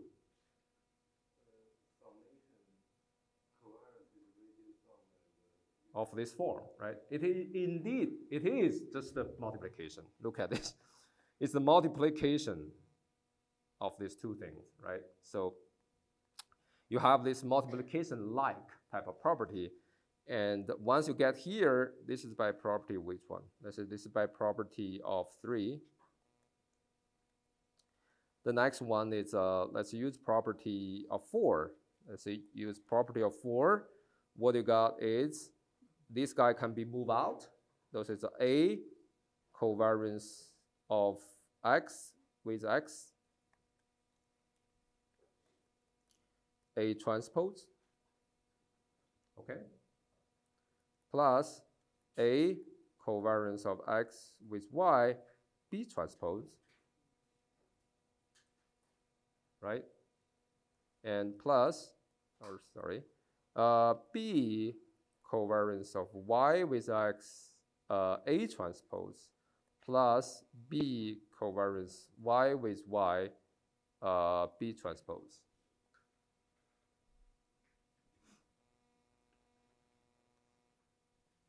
Is that right? Okay, so then we can summarize. Based on the condition I gave you, this will be, let's use it. So A covariance X with X, I will call the sigma X. That's a matrix that we define in the statement of the problem. This is A transpose.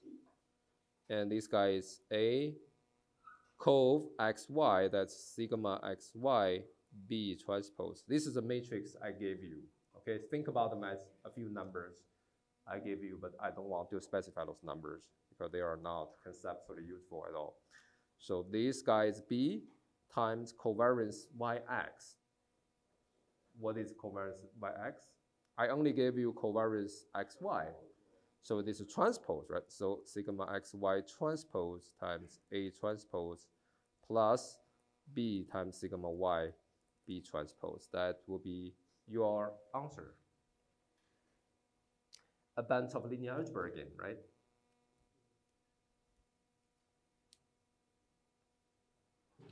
Any questions? Okay, now let's move on to the next more numerical example. Now I gave you, all right, this is almost like a sigma z, okay? I gave you the matrix. The numbers look like this.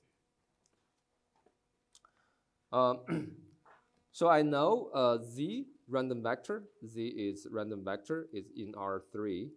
Okay, it's a random vector. And what I told you in the example is the following. It's the expectation of Z is 1, 2, 3, and the covariance or the variance of Z is a 3 by 3 matrix that I gave you those numbers. Okay. Now I redefine. Okay, I regroup the things that I like them. So for example, I say P is the first two coordinates and also swap them. I can do arbitrary thing I want, okay? P is a two-dimensional vector. The first coordinate is Z2, second coordinate is Z1. Is P random or not? Because Z is random. P is defined in terms of Z. So it's also multi-valued, okay? And Q is Z3. Now I ask you to compute what's the covariance of P with Q.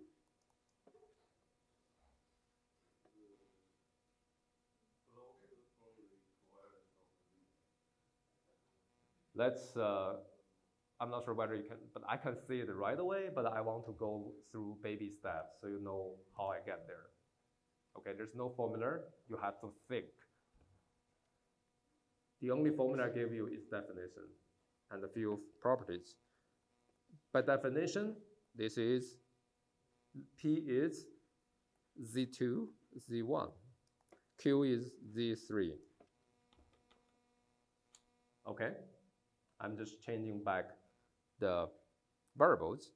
Then, what's the dimension of this matrix? 2 by 1 matrix or a 2 by 1 vector, either way is fine. So what I have is, but each of these elements is what? The first row, first element is covariance of Z2 with Z3. Okay? The second one is Z1 with Z3. What are those two numbers? Do you know?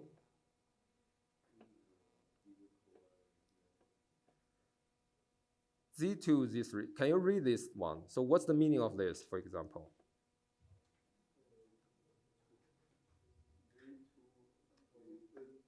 Xiaohan, you sit back there, you have to answer questions. What is the meaning of this one?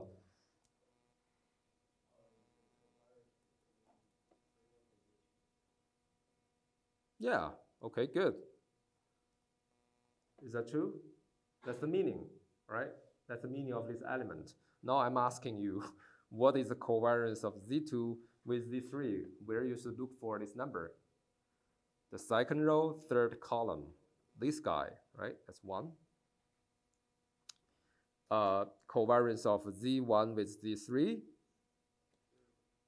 is 0. It's this guy, right? So this is 0. Simple, right? So if I ask you this, it's nothing but you just need to look for the right columns and rows if you know what's the definition. There's nothing harder or difficult or challenging involved, okay? I can also ask you another thing that's just for another practice. So Q with 2P. First of all, what's the dimension of this? 1 by 2, okay? So I will say covariance Q is Q P times 2 transpose, right? But 2 with transpose is still 2, right? So I'll just move it forward. That is 2 times covariance of PQ transpose. And I know PQ, so it will be 2, 0, okay? I think once I give you numbers, you somehow all of a sudden find it's much simpler to deal with. Okay, we can also go over the definition to compute them without using the previous result, but for now we can do this. Any questions so far? All right. So what we have learned so far in this lecture is purely probability review. This has nothing to do with Kalman filter. That's our main theme, okay? And the reason we go over this is all about, I'm going to ask you to remember or to have a deeper understanding of conditional density, conditional expectation. And for this, you need to know what is probability, what is expectation.